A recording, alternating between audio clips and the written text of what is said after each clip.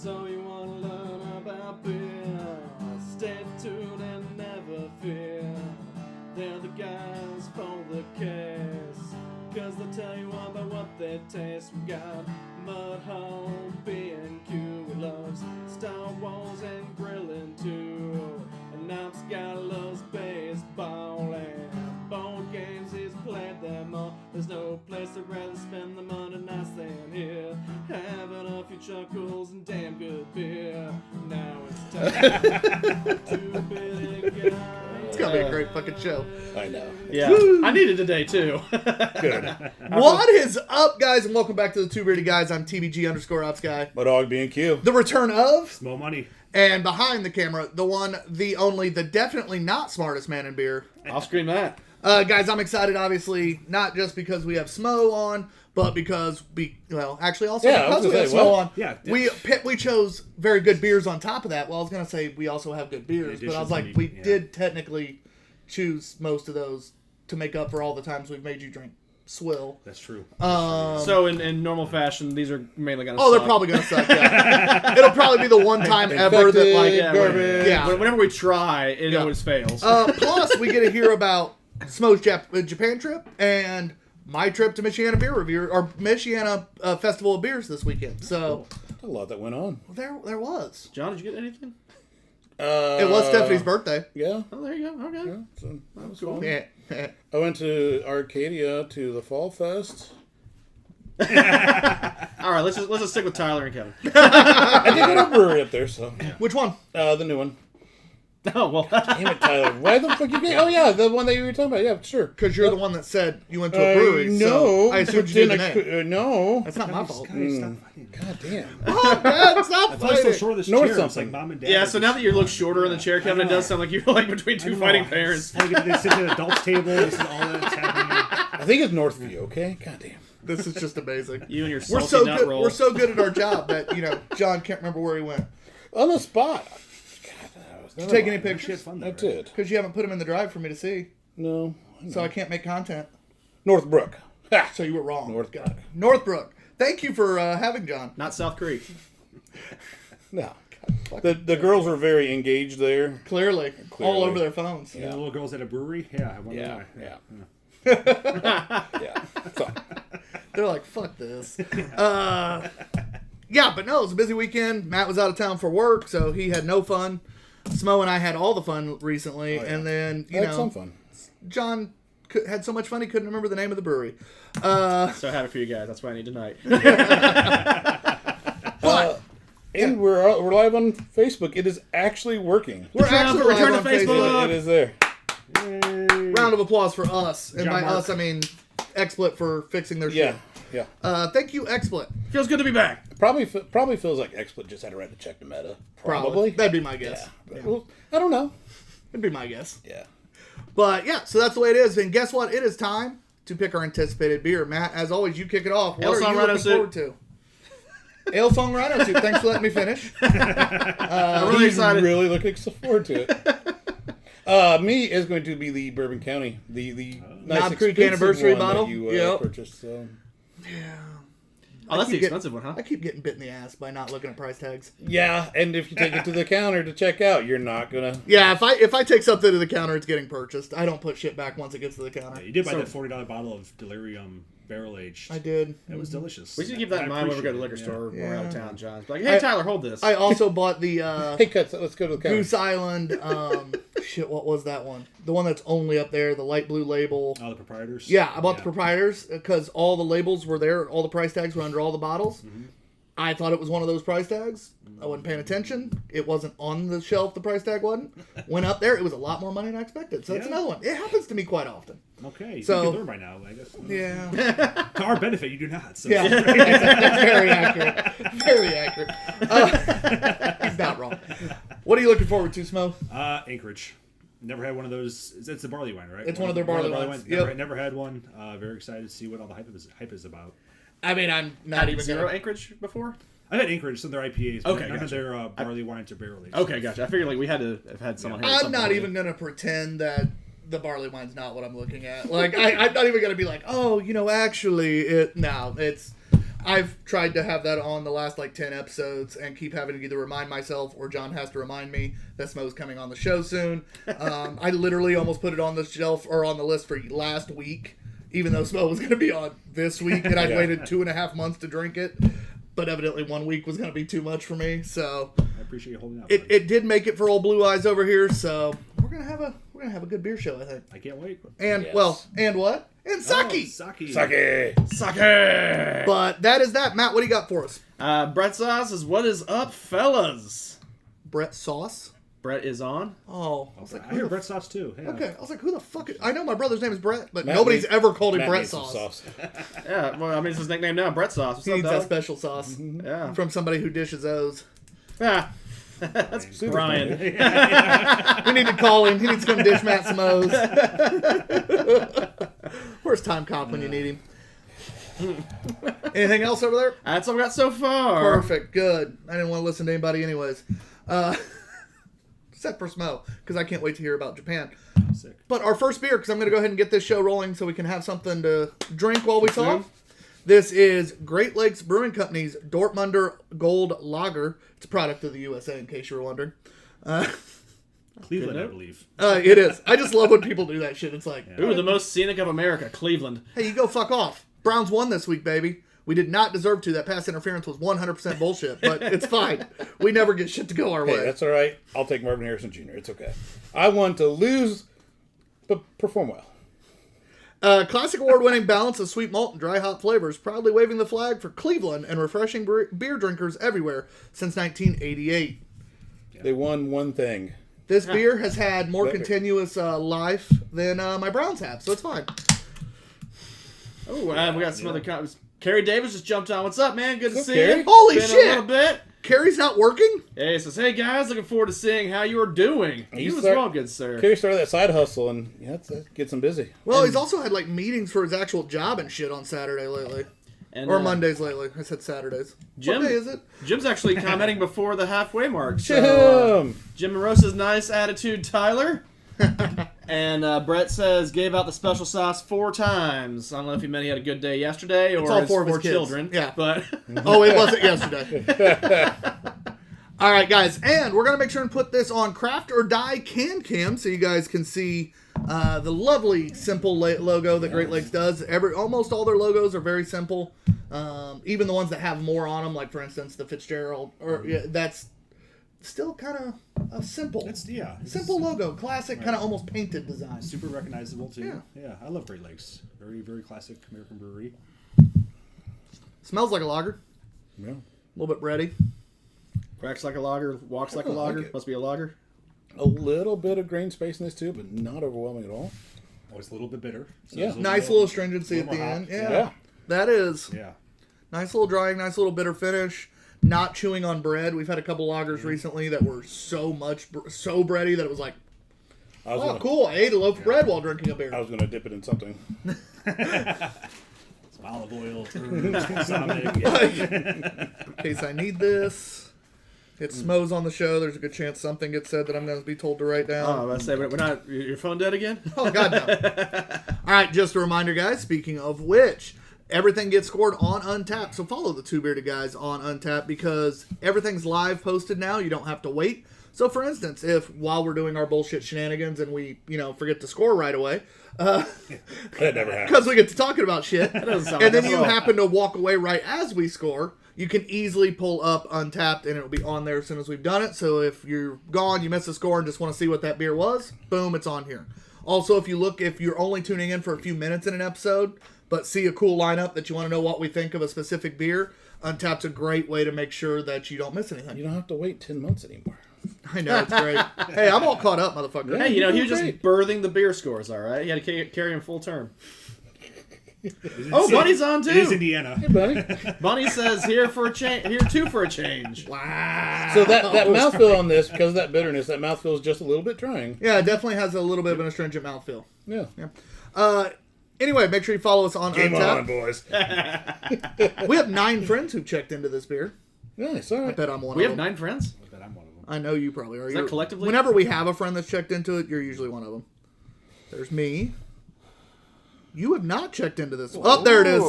You were all the way back in 2015. Was the It's last. been a while. Yeah. It's been a while. So I do like this one. I think it's very pleasant. I think it's very well made. From a Dortmunder. How do you say that? I say Dortmunder. Dortmunder. I'm not German though, so don't take that. All right. Matt. What's that flavor profile? We've been supposed to be stateside like? too I'm saying long. a lager, but Yeah, so Dortmunders are a cool style. They call them export lagers. They were meant for export, so they're a little bit bigger in body. They should be around 6% or so. It's just under, yeah. Bigger hop bite than normal. So you kind of think of it as a bigger Helles, but with the hop profile of a Pilsner. So it's kind of somewhere between that range. So there. pretty much what it is. Yeah, it kind of nails forward that. style. This beer is spot on. It really is a gold standard. If you look at any sort of beer guidelines or judging guidelines, Dortmunder Gold. Yeah, they always list this one as one of the classic examples of the style of beer, at least American made. I mean, if you're gonna be an example, that means you've done it pretty damn well. Yeah. Yeah. Yeah. We've talked about that before, where people emulate other beers. I mean, if that's the example, that's a pretty damn good tasty example. Yeah. So, with that being said, then give it the credit it deserves. I think if I'm going to search out a Dortmunder lager, obviously this is going to be right there. Is it among my top favorite beers of all time? No, but I'll go 4.5 on this one. I think it's excellent. Just a reminder, because I did forget to tell you how I told you about following us on Untappd, but I didn't tell you how to score. 3 is a perfectly average beer. Above 3, above average. 4 or higher is seek out. John's clearly saying he would seek this beer out, but it's not in that 4.755 of, goddamn, this is some of my favorites. Under 3, that 2.5 especially to 3, but 2 to 3 is a lot of times some core beers at breweries can be in that range where maybe they didn't put as much money into it, but it's the same thing every time, still good beer, just not quite that average if you're looking at a style. Under 2, absolutely below average, but that 1 to 2 range is, I paid for it, somebody handed it to me. I ain't happy. I'm not embarrassing them by pouring it out, but I ain't happy, but I'll drink it. Under 1 is absolute drain pour swill. But Mama didn't raise no bitch at this table, so, we don't drain pour on this show. There's sober kids in Africa, and we'd never do that. So, I drank everything on this. Yeah, I have. Yeah. no matter how bad it is, we finished it. Yep. Every one of them. Yeah. A few of them have been real bad. Listerman Pride. Oh, God. Twice. We did 2 years worth of that shit. did. And it was still terrible. That was still not the worst one, though. That is my lowest beer. Really? 100%. I thought I had other ones that were The this second year we did it, it was better and still scored a .25. It was noticeably better and had the same score. Like, I remember, remember that first time you had one. We had one on the show. We couldn't believe it was that bad. So Matt and I had another you one. guys opened a second can. Yeah, it 'cause tasted the exact same. it It's was still just as bad. honey Yeah. mustard hot I dog water. abstained from that one. It was so bad. You guys gave me a can of that too to take to work with me. I mean, I want to try it. And like, ugh. All right, so Smo, what are you going to give the Dortmunder Gold? This particular can, I'm gonna go at a 4. I get a little oxidation out of it, and I think I've never been to Cleveland. I would love to go just to go to Great Lakes and a few other breweries up there, and I think this on tap fresh would easily be a 4 or 5. But I've never had that, so based on what I'm given in front of me, I'm at a 4 with this one. Hate to agree with anyone, but if I'm going to have to get stuck agreeing with someone, at least it's Smo. Yeah. I already had my scores kind of drawn out here. I have a 4 as well, which drops it to a 4.25 average. Yep. Not a 4.5, 4.25. There we go. Matt, you don't count, but we do love you, so you do matter. What would you give a score if you did count? Luxury of not counting, I can take kind of an average of where I would put it personally and where it probably deserves to go. I'll go 3.75. I thoroughly enjoyed it. I didn't notice necessarily any oxidization, but there's also why he's better at this who than he I is. am. But it was a very good lager for me, and I got a little tired recently of all the really bready ones, so it was nice having a little bit of hot bite into a lager. So, Yeah. but I also lean more pills half the time, anyways, anymore. So. And Makes sense. Brett asked, did the mouthfeel tickle your Elmo, speaking of rating? He wanted to make sure some mouthfeel was thrown in there. Yeah, good job. Or Elmo Good too. job with the mouth. Bunny's like, and this is why I don't fucking watch anymore, guys. I kept getting too drunk. Oh, I forgot. We haven't had Bunny on long enough to remember the mouthfeel game. I forgot I'm all sure about she... that. Wait, you forgot the game? Well, it's been Matt- a little bit. John and I dropped like 7 mouthfeels. I literally said, game on, boys. Yeah. Even Smo dropped one. I didn't realize that's what it was a reference to. Sorry, I definitely dropped the ball on that. Just funny as shit that he... Matt, will you give us a quick rinse, though, since yeah, we're sure. switching to sake? And okay. why are we switching to sake? Where did you pick that up?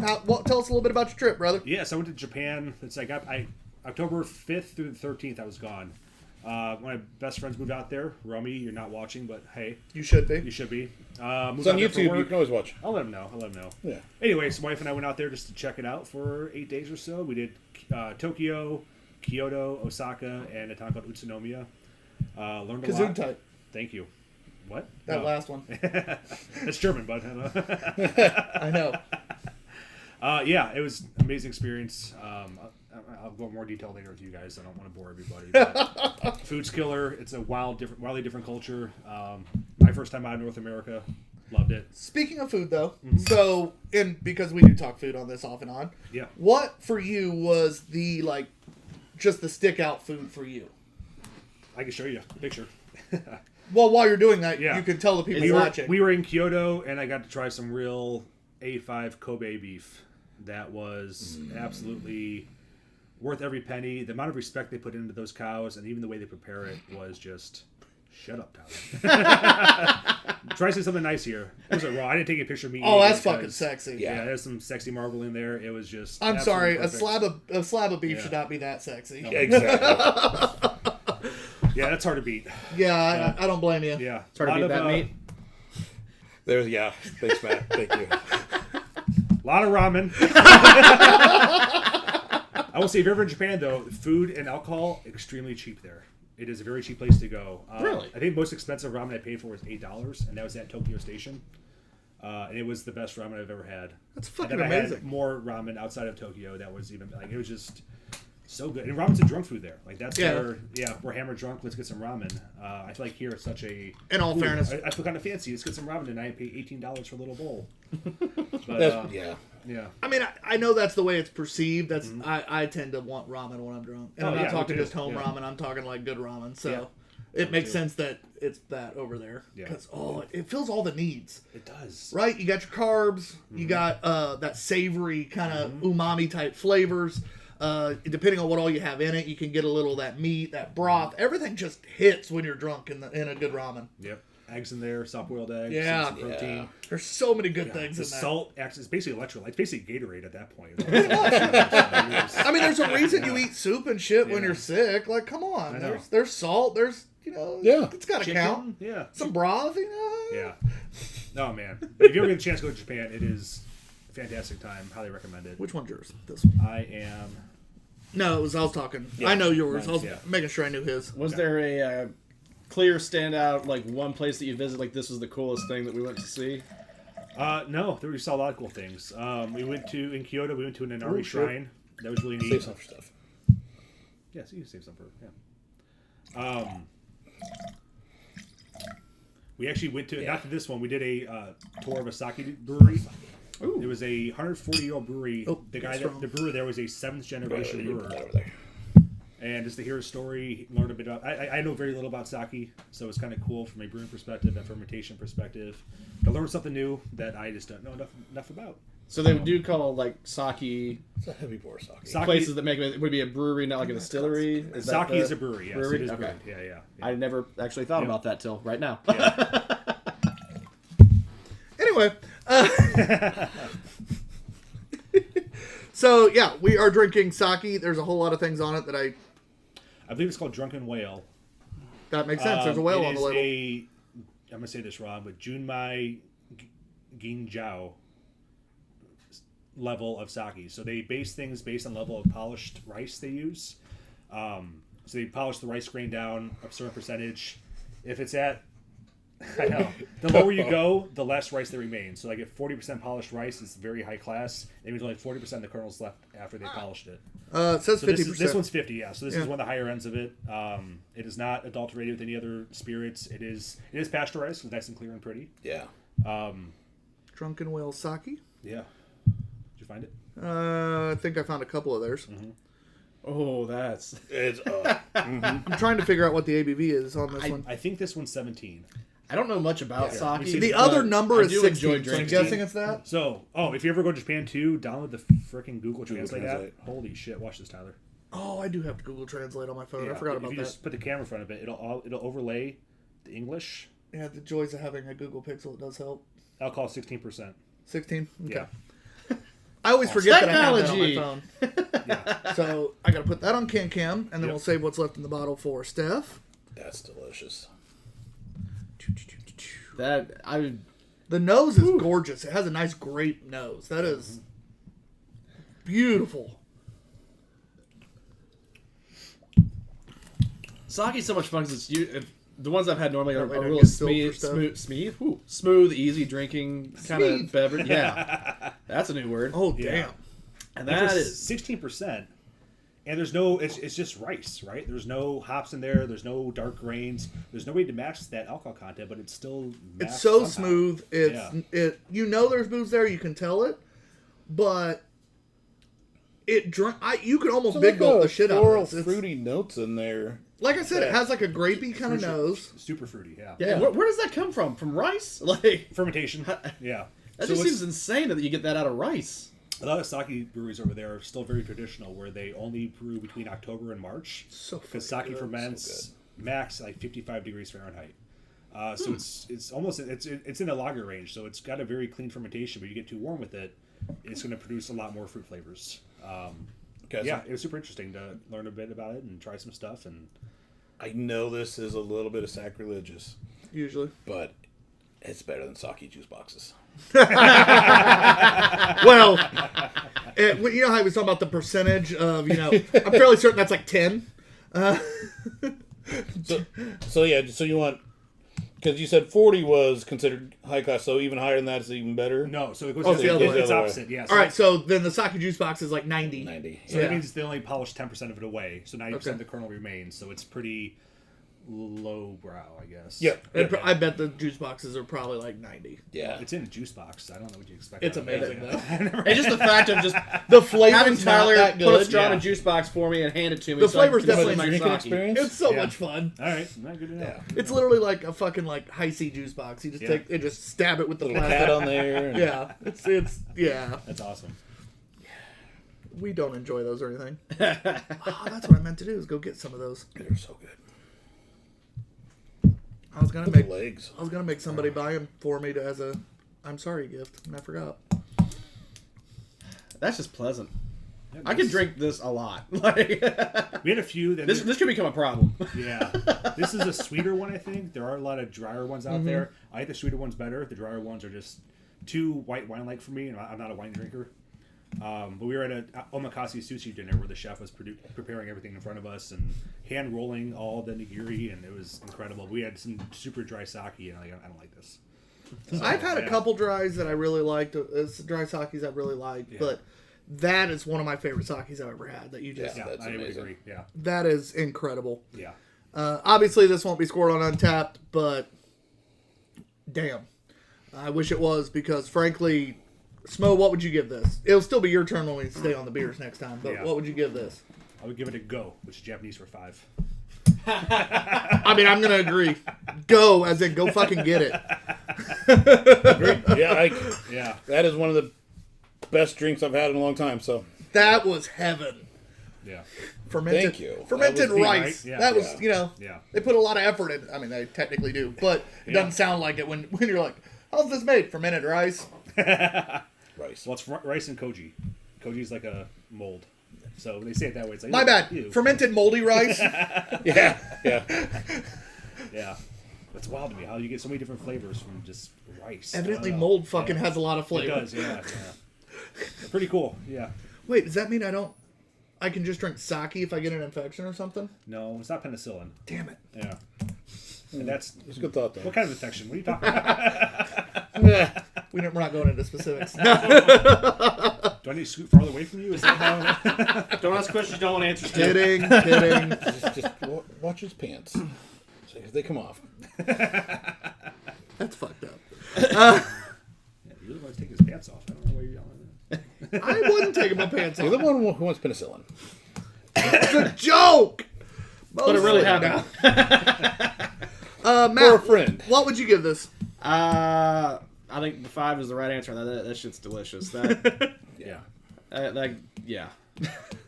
That's, yeah. That sucky fucks. That fucks. Just so you know, if you guys, I didn't mention it, but just in case you kind of missed that little tidbit, we do have a new sponsor on the Can Cam. It is none other than our friend at Craft or Die, the maker of fine glassware like our Teenage Mutant Ninja Turtles. I'm going to put the other one on that Can Cam. But it's horror month. I had to put this one. But fine glassware like our Craft or Die stuff that we have on the show, we have at least one glass on every goddamn episode. We do. They're among my most favorite glasses. He's wonderful customer service. Oh, Jesus. Yeah. Great Great company. Yeah. So make sure you follow them on Instagram. You'll get to see all the upcoming drops. We have missed some in the past that we are very sad about. I went through and looked at some of the old ones that maybe we'd missed just for shits and giggles one day. I really wish I hadn't. Yeah. Because there were some glasses that I was very sad. Yeah. PSA, his stuff goes quick. It's short run, cool. It's an understatement, glasses, dude. And if you're not on them fast, you miss out. It dropped Friday, not this one, but this year's horror. This year's Halloween one. The glasses we drank in last week. It dropped on Friday. He was sold out on Saturday. We should see if we can't get like a 12-18 print of some of the art. Oh, okay. Yeah, I'll ask. Yeah, that's pretty cool. But seriously, guys, check out him on Instagram because he's also a big bearded dude. So I like him even more. Fits in. Yeah, it fits the theme. But he is the official Two Beerded Guys Can Cam sponsor, Craft or Die. It'll be there all year, and by all year I mean a year from literally now. The cleanest shaved beard professional I've ever seen. Yeah, my beard's all patchy. My all answers are Eastern European or British, so I just got some shitty genes for growing beards. I've tried. It looks terrible. I convinced myself it looks okay, and it's not. No, Gina reminds him it looks like trash. And then... after about 6 months, she's like, "You look like a jackass." I'm like, I know. But damn it, I work in beer. Yeah, no. This is part of the dress code. No beard. No flannel. I own some flannel. Okay. No, hey, that's the most brewery shirt I've ever seen. It is. Isn't that awesome? 100%. Yeah. That is the definition of a brewery. We're never going to say why. If you know, you know. Yeah. Thank you, BSG, for this. Yeah. That is the most just perfect. Yeah, I work at a brewery shirt I've ever seen. I wore this to work today. I'm like, this we go for the show tonight. I love it. Some people put more thought into the show than we do. I wore this shirt because I think it looks amazing on camera. It does, actually. It does. My Pints Out for Harambe shirt. Love it. Love it. Yeah. Looks like the back end of a white trash pickup truck in memorial, Billy Bob kind of thing. That back window. Yes. Yeah. Am I wrong? Like when you're following? Yeah. It's exactly what this looks like. The dude with the wings, except it's, a gorilla. Yeah. So, anyway, I'm going to pour the next beer, but right after I do that, John, make sure I remember to start talk a little bit about the Michiana Festival of Beers, because Smo's on and we will get distracted and I'll, fucking forget. Will do.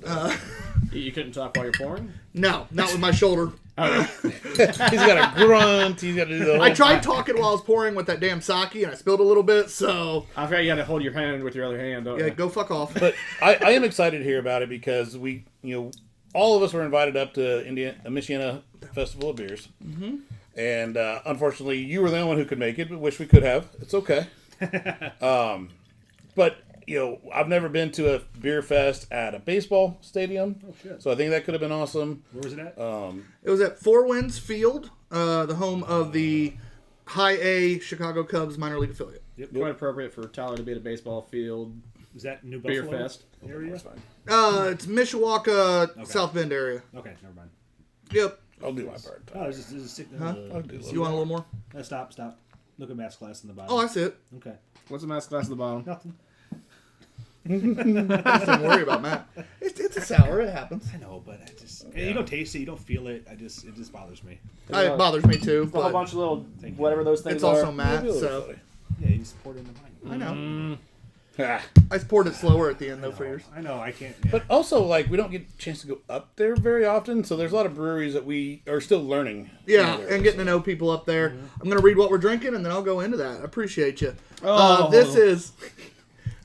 Why did you pour so much in my glass? Because I like watching your face. We don't dump beers around here either. So. I know. You like this stuff, though. I know. It's part... It makes me sad I gave you so much, but also it's so much fun to watch. This is Jolly Pumpkin Artisan Ales, Lupulo de Helio, I think. Helio. I fucking hate when they write in cursive on these damn labels.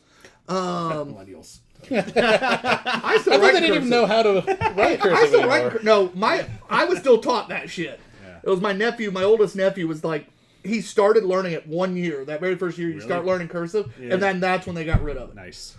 Yeah. I was like, fuck Outdated that. and useless. Yeah. 24-year-old kid that barely can sign his own name on a check in cursive. But He I know doesn't how to use write checks. cursive. You know how I saw my name? I scribble. It's fine. I mean, you've seen my signature. Mine is squiggle. Wit and Will and a steely-eyed fox all offer clues to the key to the unknowable enormity of the universe.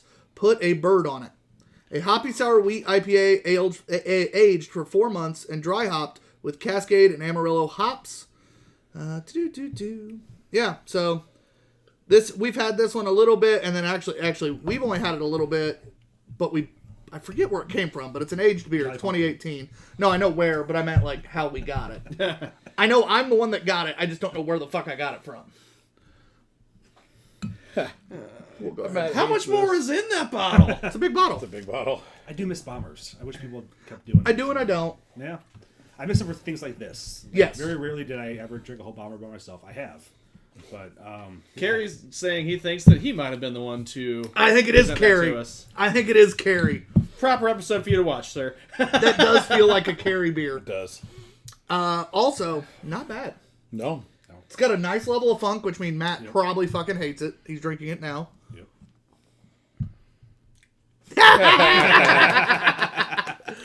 It's not as bad as some others, but We need I to would not invest in drink a this. specific camera that's high enough that you see the facial like shutters without getting all of the Matt face, because he's off Yeah, screen. it's off Matt. screen. But because when we do shit like this, it's just so much fun. Yeah. Yeah. I didn't even see him. I just heard a noise. It was great. I have the perfect. It's view. very grapefruit finishing, like that grapefruit tart. Pithy grapefruit zest. Yeah. Yeah. There's even chunks on top of the foam on mine. From that last pour. So unfiltered. Oh, 100%. Yeah. Jolly Pumpkin's up in Michigan. I've actually been to 2 of the Jolly Pumpkin locations up there. There's a few of them too. Mm-hmm. Like if you Google, like if you're like, oh, where's Jolly Pumpkin? It's pretty much every city in Michigan. It feels like I think I just gleeked. I haven't done that since like 8th grade. it is 7.6% ABV. Yeah. 53 IBUs. I taste a little bitterness too. It is pleasantly bitter, hoppy bitter. Yeah. And there's a giant Brett funk to this. It's a really good level of funk. It is. Sometimes you can get that. It's where it's almost underfunked. You start drinking it and you're like, man, I wouldn't mind just a little more of that, as Matt describes it, feet. Yeah. There's a lot of foot going on in this. But it's not overpowering. I don't feel like it's to the point where you're like, oh, fuck. Yeah. I like the sourness too. The tartness is kind of just enough to feel tart, but not overly sour. I'm really enjoying the grapefruit finish and the lingering bitterness from it. I'm really cool with unfiltered sours. Like, I get it. They're sours. That's what they are. But, like, holy shit. Chunky. I'm going to eat the last drink of my beer. And there's still more in there because I didn't pour the last, like... Yeah. I really enjoy that. Yeah. It's not among the best sours I've ever had, but it's just pleasant and really, honestly, I don't oftentimes call a sour easy drinking, but it's kind of easy drinking. It doesn't pucker, but it's not like it's going to hide that. But I think it's more that bitter, that grapefruit fruit bitter. Yeah.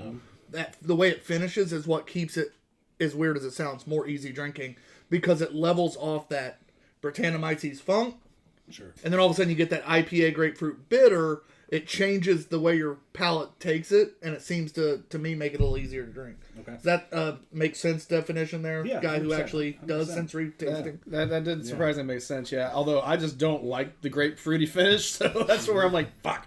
But it definitely does cut that foot down a little bit. Now you just get grapefruit rinsed feet. Not only is the 2018 shockingly no longer in production, because, Sure. yeah, this beer in general is no longer in production. It's kind of I can't believe the hop flavors held up so long for 5 years. That's what I was thinking. Yeah, that's impressive. You still get that nice C hop. Probably the grapefruit finish is probably coming from the hops. And now you say that aloud. Yeah. That is damn It's tasty. tasty. So, question for you, And Tyler. the more I drink it, the more I'm enjoying it. So, recently had a brown derby, which is bourbon and grapefruit juice. Did hit the spot, and too. kind of that honey syrup Yep. with, Had with one a forever. grapefruit twist. Yeah. Would you sub this in for a little bit of splash in the brown derby? Oh, yeah. I think it would work perfect. kind of do too, even though it's a little funky. I think I'd it bomb a would shot of bourbon in this and down it. Yeah, it'd be great. Yeah. Can I think it would mix well with bourbon. I really do. What? Yeah. Can I see if that'll I mean, there is some bourbon over there. Just some, yeah. Here, I'll take, because I want to try this. I'll take a little bit. Oh, you only have a little bit left. That's fine. Good job, Get in buddy. there. Get in there, buddy. John, this is defeating the whole small pour thing. Okay, just No, where? Let's make one, buddy. I was just gonna give you the rest of this. It's like, just yeah. I'm doing my job as so a friend. little left. At least mention it. All right. At least mention it. Here, Christ Matt, is since hurting. we took some of yours, we got more in the bottle. Oh, that's fine. That's So, Let me take one more sip without bourbon. Let's see what you guys think. Can I just actually treat this like vermouth? I just got to splash around the glass. Just pour some bourbon in here. it's probably not exactly the right ratio, but I put too much bourbon. I mean, hold did on. you? Can you? I put too much for like the flavor I'm looking for. oh no, that was actually worked really good. I put quite a bit on accident. You don't like it? Not with the bourbon. Really? Yeah. Okay. Yeah. I thought I had too much bourbon, and then I added that, and it worked less. No, Didn't have enough bourbon. No, Not a fan. no. I can enjoy it. No. I think that bitter dryness. What if you add that honey syrup in there Maybe to make it a brown It derby? needs some sweetness to this. if you Yeah, add yeah, honey, yeah. hand me the Paloma. But more grapefruit? Yeah, but the Paloma has a little sweet. It's sweetness. It's got sweetness in it, and it's the similar flavor, so it won't be adding like a flavor. See that, please? I like Palomas. Yeah. Dr. Drew just jumped on. What's up, sir? He says, thought you were rinsing with bourbon. Kinda. That helped a little bit. A little bit or enough? I'm still not. I That think didn't maybe sound like chilled it's it where might you help. wanted it. No, I think that's delicious. You want to try this one? I gotta sneeze. Hold on. I'm good. Never mind. Liar. I think it helped. I think chilled would be a little better, Does help. but it helped. That's sweet. You need some sweetness there. Hey, we're experimenting. So Yeah. this is On the internet. this is just way too much fun. It's our college years, okay? This last drink's kind of fucking. Yeah, You know what? Because I don't want all one chunk. I'd rather it just be like a Lot of mixture. little chunks, milkshake? Yeah. Yeah, I find that pleasant. This is not drain pour, by the way. Having a splash in the bottom of this, that is called. There's more chunks than liquid there. I like the beer on its own better. I think That's I fair. do too. Yeah. Yeah. I will say with the Paloma, it helped. It was just a question. With the No, sweet it's syrup, a it great, helped. Great thought. I but- loved it. Yeah. But no, the Brown Derby on its own is still normally better. Question before we move on. Question for you. You know, we talk about food here. What would you pair this beer with? I like beers like this. So- So challenging. It's a very different flavor profile. What would you do with that? I was first thought was thinking chicken, and I think you had a fajita spice sort of chicken. Maybe that could be interesting. Okay. All right. I'd like to try it. I was going more of the seafood route. I thought some like honey soy glazed shrimp. Yeah. Grilled shrimp. We all three are going very different ways. Steak. All three have similar like. There's some sort of sweet element. Mine was French toast and sausage. Oh, A breakfast with that. Okay. Okay. That I can see grapefruit that. I can juice. see that. Yeah. Way too early for that. That kind of- grapefruit yeah. juice I s. like that's what you wrote down, just so you wouldn't forget. That and I want to make sure that if like you said it, it didn't Oh, also sure. look like Yeah, I was yeah, yeah, copying the okay. smartest man in beer. That's fair. That's fair. So like any other guest, I probably wouldn't have worried about it. But like with you on the show, it would have just looked like I was copying if you said it. So I was like, I'm writing this fucker down. So there is video evidence that I had it written down before he said it. So one of the things that when we do our pork carnitas, I'll just smoke the pork shoulder. Not really any other seasoning other than salt, pepper, whatever. Yeah. Very basic. But then when we turn in carnitas, we'll actually put some carnita seasoning, so just Mexican seasoning, and then like Coca-Cola and orange juice, and let it just simmer all day. And it's I like that citrus flavor in it. So Do you cook the pork all the way through to completion? no, absolutely. I'm the smoker. I mean, you smoke it all the way down. I do. I smoke it just like Then a you still simmer it afterwards. Yeah. Okay. All right. yeah. All right. that So the what I had? important thing That is shit though, was guys. delicious. Hey, Yeah. The important thing is though, what are we scoring that beer? So we should have done that before we drank it with whiskey, but I still know what I'm doing. No, I think I know where I'm at. You're first. Nut roll. I'm gonna go solid 4 on that. I thought it was really well done, very delicious. The hop flavor to me that stood out for 5 years is very Impressive as fuck. Yeah, just the really dry Brett beers are not always my personal favorite kind of thing. So it is very dry, very Brett forward, but yeah, really well made and delicious. I always like having some sort of a sour Good job, on Peter. for you, just because even if it's not your style of sour, sours can be very easy to describe to people, but also hard to describe and so it was fun having someone who knows beer on for. Now that one ended up being relatively straightforward, but Yeah. I'm gonna give it a 4 1/4. I fucking love that beer, and I think that'd be a fun one to have like on a Sunday morning breakfast because I love grapefruit juice. Yeah. So like having that with my Sunday morning like a sweeter breakfast, I think would be fucking awesome for brunch. See, I tend to really come to enjoy grapefruit as I get older, especially. And grapefruit. That's why I was going to go 4 1/4. Is that grapefruit flavor just lingered and was just so pleasant. Actually, at the Fall Festival, Arcadia Fall Fest, there was a different freeze dried guy there, and he had freeze dried grapefruit. Huh. So I made sure I got some, mostly for cocktail drinks. But Sure. Yeah. So the sour candy loving motherfucker found him freeze dried sour. different guy than has been at the one. No, but I'm saying you. Yeah. The Yeah. sour gummy motherfucker found. Yeah. Yeah, okay, that's funny as shit. Of course you would.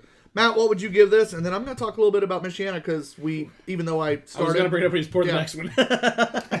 Yeah, that beer is very derailing. It's very fucking good.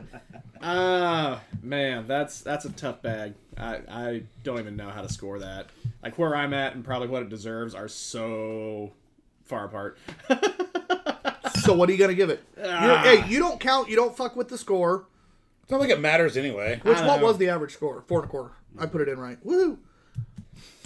All right, so I'll try and do the average of probably where it deserves and where I put it, and I'll go with 3.5 because Just give That what hurt you him. would give. Yeah, that's fine. what I would give. You don't count. And I you're the wouldn't. guy. Think about it. You're the guy that if people don't like the way we taste beers, maybe they don't agree with our taste buds and styles. I get You're it. the guy that has the different take. There's also the trying to give them the credit But for what they since you do, don't but count, since it's I don't okay. count, When you count, you personal, have to do that. personal score. Oh. 175. Because I'm 2's where I would still drink it if I had to. This is man, I'd be sorry, bro, this is yours. Thanks for buying it, not doing it. No, think about it. When you don't count, it's a great time for you to be able to give Touche. your personal scores. So anybody who's maybe not that type of sour drinker Yeah. isn't going, oh, he doesn't like sours either, but he said it was a 3.5. Fair point. Yeah. So no, this one is it's well done for what it is, but I'm not the demographic. It's got that Britannomyces foot flavor, which is cut by the grapefruit, but I also don't like the how he says grapefruit. that every time. That's why it's become my favorite. Britannomyces foot flavor. People just look at me and I'm like, it's a good thing. It's fine. Carrie, if you're still watching, have a seriously, fetish. that was great. And Bunny, the mouthfeel was extremely drying and fantastic due to the style of beer it was. So, Yeah. mouthfeel. Mouthful. And thank you, Brett. He says that I matter to him. We do have one more beer for the first half of the show. What's on that And beer? I have it currently in the lovely koozie provided to us from RJ Leatherworks. Product placement. But no, So actually, you cover it up with your hand. no, I was talking just the koozie product placement. I don't care about what it says really now. This isn't beer. But the reason we have that and the reason I wanted to make sure and highlight that today, it's not a paid sponsorship. Words are hard to do. It's he's actually helping us with our newest Patreon level, level $20 He is, actually. a I month forget about level. this. It has all the same benefits as the $12 a month, except there will be. Where did that keychain go? I had it. Hold on. Sorry.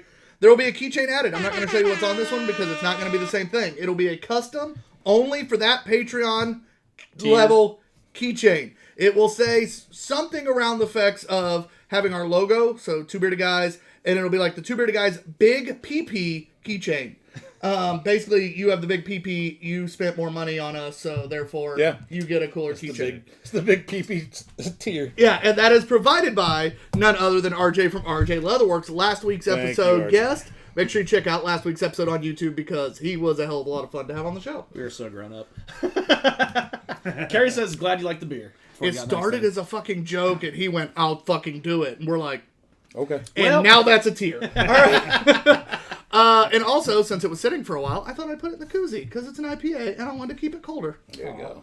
Yeah, see? Smart. Our next beer is Green Grunge IPA by Fatheads Brewing. Smells like green spirit.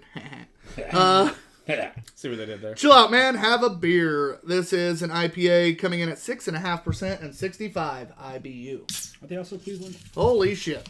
Ooh. I did not shake it enough for that We to don't happen. like that. It's probably fine. It's Fatheads. They have a pretty robust QC program. They just As I eat my words here, yeah. do they have those same can fill levels as Sun King?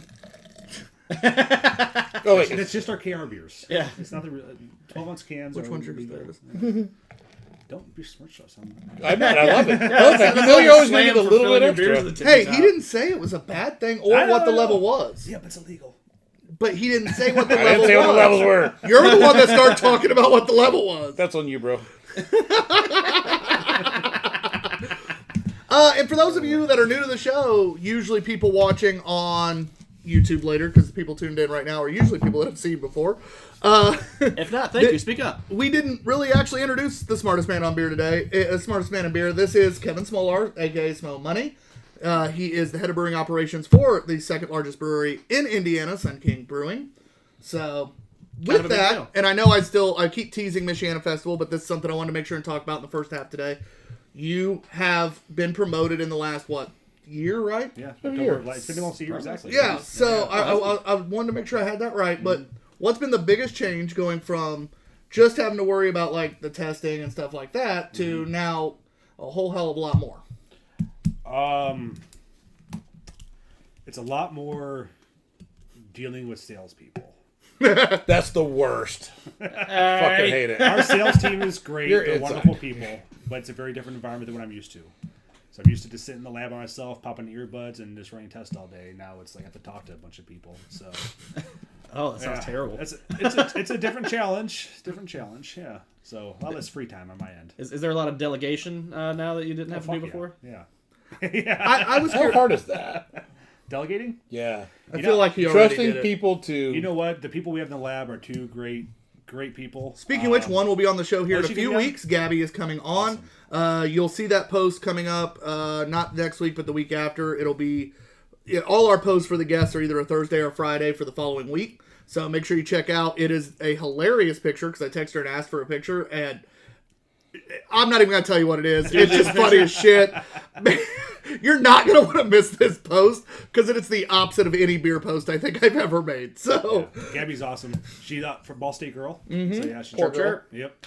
And Dr. Drew says, easy now, not all the salespeople are bad. I didn't say they were bad. They're That just, was me. They're That was just me. difficult. You know? Drew, you're amazing. Drew Wilkes out of Hop Lore Brewing. Yes. Oh, nice. Yeah. If our sales team could learn how beer is made, that'd be cool as hell to understand that things can't be produced tomorrow. You know? Yeah. I think that's why we like guys like Drew so much because Drew does a little bit of everything in Hop Lore anymore. He's also technically an owner. He's got a lot of inner working knowledge. Drew definitely is the guy that like if somebody's like, oh, I need this, but he's gonna be like, well, that good fucking luck. Like that's not how this works. Yeah. In fairness, that should be part of any sales program is like reasonable product training on what it is, Yeah, production so time. figure your shit out, Smo. Dude, Like- not my department. I get that, but I mean, like, My if department's someone, great. if a salesperson has the proper knowledge, they can be a more effective representative. Matt, you would think so, but we literally in my industry we have what's called MST times, which is average times it takes to do a certain job.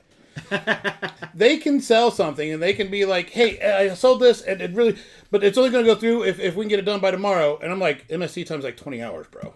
Like, how's that going to happen? Yeah. It's the end of the day today, and you want it tomorrow. Cool story, bro. Not happening. Yeah. Drew says, "Yeah, the beer's finished when it's ready." Yeah, that's it. Yeah. Attaboy, Drew. And Brett says, "Yeah, dealing with the public is amazing." Sarcastic voice, he says. So besides just having that little bit of extra with having to deal with people instead of plugging in and just doing your job, Yeah.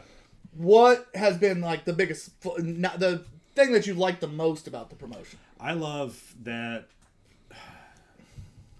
I'm putting you on the spot. No, it's good. I kind of now have a hand in everything that we do, and I love that. I love the fact that it's better than ever. Oh, Yeah. sorry. No, I run all production. I dealing with sales. It's fun. It's a different challenge though. Our tap rooms, marketing, accounting. I have a chance to talk to everybody. And You get to touch every department. I touch everyone. I said every department. You notice I started to say everyone, and I switched it to every department. Also, I'm now part of me, Dave, and Kelly do all the recipes now. So that's any cool. recipe that comes out, I have a hand in, which is fun. It's kind of fun to talk about things and look for new cutting edge technologies and hot products and grain varieties and put some cool stuff together. So And I know we typically try to avoid talking too much about Sun King when you're on, just so you can separate a little more. But especially with it coming up on a year of you having this role, I wanted to make sure we really touch base on it. Plus, I'm a whore, and it's good for us publicly to say that you like us for some reason. So, And honestly, and I will say this, it's gonna ruin it. having I want all the clicks. I want all the clicks. having you on this show almost from day one, has always been able to have us to say, listen, we like to have fun, but we know a little bit, and when Samoa's on, we know a lot. Validation. And literally, I think Stefan started watching initially because he's like, Samoa's gonna be on. I have questions for Samoa. Yep, he did. That's right. So it brings a little bit of legitimacy to what we do. Also, my favorite thing ever is when he agrees with one of us. I mean, my favorite's me, but when it happens, even you, it's like, You guys do know a bit about beer. We try. Cool. I also love it when we say something and I see the look on his face and I can read his mind. He's like, you're an idiot. we do get that too. But I never say that out He loud. never says it out loud. Oh, if I were you, I When I would. receive that message, and then I know. Hey, oh, I okay, respect I'll it. be If you quiet want to now. call us out, do it. It's fun. They make fun of me all the time. You might as well do it on, and you do too, just not on I camera. sure do. Yeah. What the fuck? Why are you nice on this show to me? Because he's seen enough of the show to realize how just brutalized I normally am on this. Yeah, I feel bad for you. Yeah. But the reason yes, go ahead. I'm going to say a couple quick comments. Go Drew ahead. says another factor on beer production is labels. That can. Oh fuck yeah! Lead times right now in anything is fucking bullshit. 8 weeks to get cartons in. So when we're planning out beers, we have to have things, artwork, styles, everything done 8 weeks before we even plan our release. To be able to get your case cartons. just to get the things in on time, and it is fucking impossible. Damn, that is crazy. God damn it. And Brett said he thought, Tyler, that you were the one that touched everyone. See, that's why I tried to say every department. Now, the reason I brought up the fact that, like I said, I'm a whore for clicks on social media, and that's why we have Smo on here, besides the fact that we like him, is I actually, at Michiana Festival of Beers this weekend, one of the things... Good segue. That was pretty good, yeah. A whole lot of the people that came to the booth that doesn't know us, right? Yeah. We're up in an area we're not in a lot. So we have a few breweries up there that really know who we are now and are become friends of ours a little bit already. But a lot of the fest goers have no idea who we are. So they're coming up to the booth, and I'm by myself, so I'm having to Do you guys have sell, beer? rattle. I'm having to do everything. Tell everybody who we are, what we do, why we're there, why I'm not doing what we do. Because I'm by myself, so I have to sell everything. They're like, "You're the one bearded guy. Where's the other bearded guy?" Ha ha ha ha ha.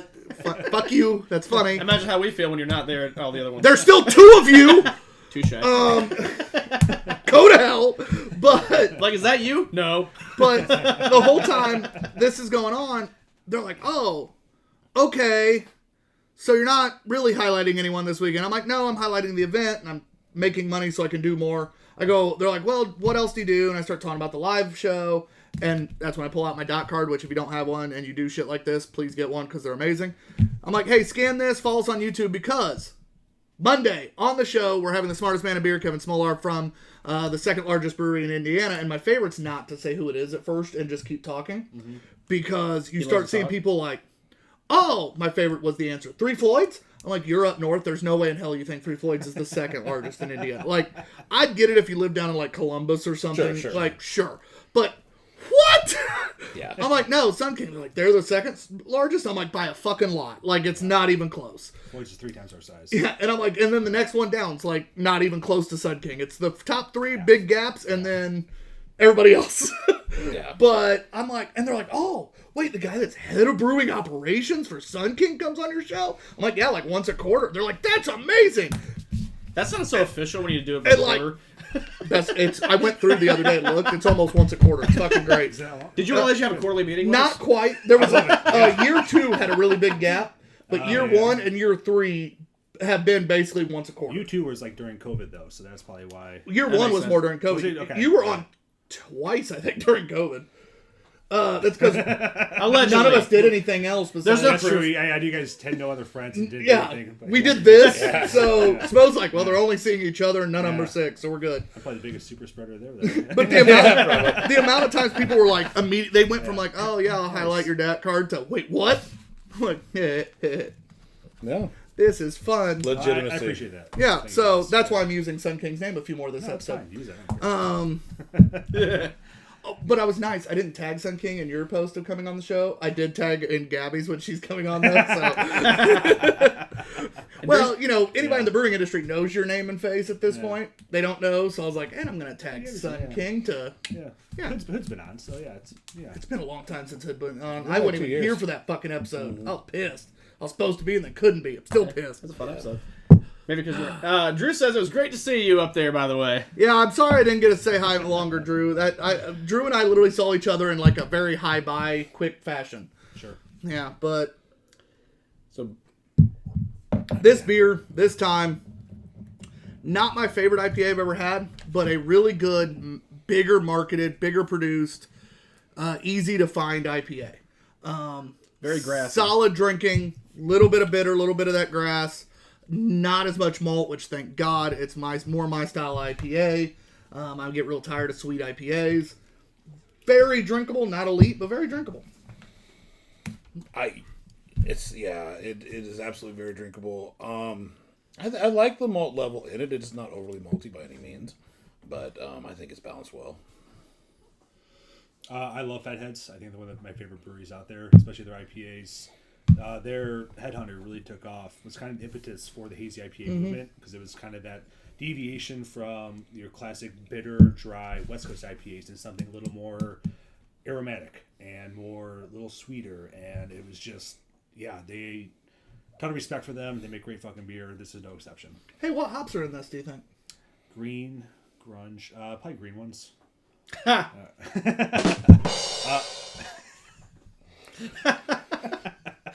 I just wanted to see if Smo could pull out some just bullshit Smo knowledge and be like, boom. Yeah, that's the one. Yeah. It would have been funny as shit. There's something that smells like Citra in there. All right, you got one of the two. Simcoe? Nope. It's actually one of my favorite hops is the other one. And not one of the ones we say is Okay. in every IPA. So, John, if you wanted to guess, you could. Because it's not one of the, like... It's not Mosaic. Nope. It's not Galaxy. Nope, because those are in every fucking IPA. It's not one of those. It's not very- it's Amarillo. very I'll tell you classic, that. It's not yeah. Amarillo. It's none of those, and I'm in every fucking IPA ever hop. if you did nail this, Centennial? would that make him a Smo-Malier? You don't even get to hit a button for that. I wasn't gonna. It didn't deserve You it. actually do. That's It's the also- sad trombone. that's The also- sad trombone. It's also for wine. All right. It'd be a Cicerone. Got a guess? I don't. You weren't too far off with the flavor profiles. Yeah. Chinook. Oh fuck. You weren't too far off, They're the but same hop. I know. They're not, but yeah. Flavor profile. If they're you not just that said it far was, apart. they're like, oh, well, yeah. Hey, we should no, believe because it. flavor profile, they're not that far apart.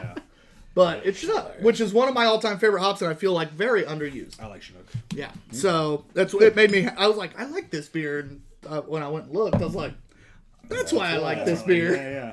So what are you gonna score it? Honestly, it's not quite a 4, but it's definitely. And the nice thing about it is it's very easy to get around here for me. Mm-hmm. So it's a 3.75 because I don't have to seek it out, but also it's not quite at that level if it was harder to find. But it's about as close to a 4 without being a 4 as I can get. I'll give it a 3.75 on my end.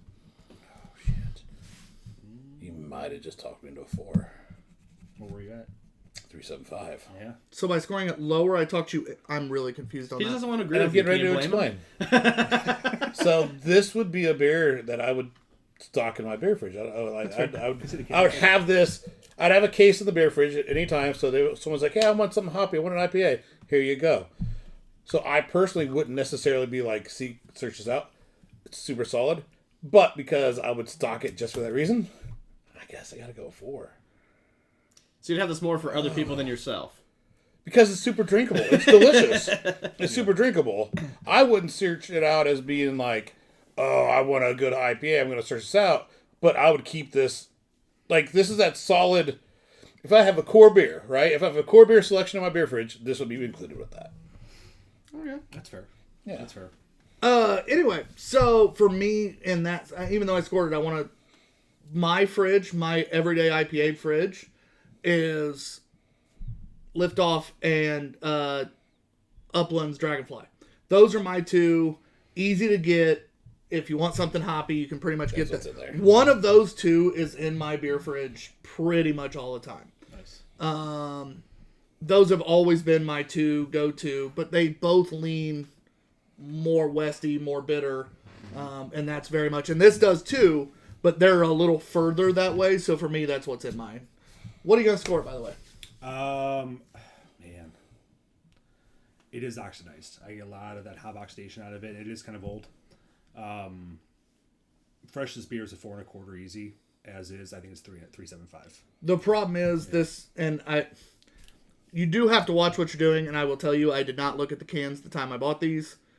I love Total Wine. We've talked about it 1,000 times. You do have to be careful buying IPAs at Total Wine without looking. Yeah. I definitely didn't, and I know that for a fact. But mostly because we were out of IPAs in the fridge the other day, and You needed something. I just grabbed what looked good and didn't even. I was in a hurry. I was on the way here. Just boom, boom, boom.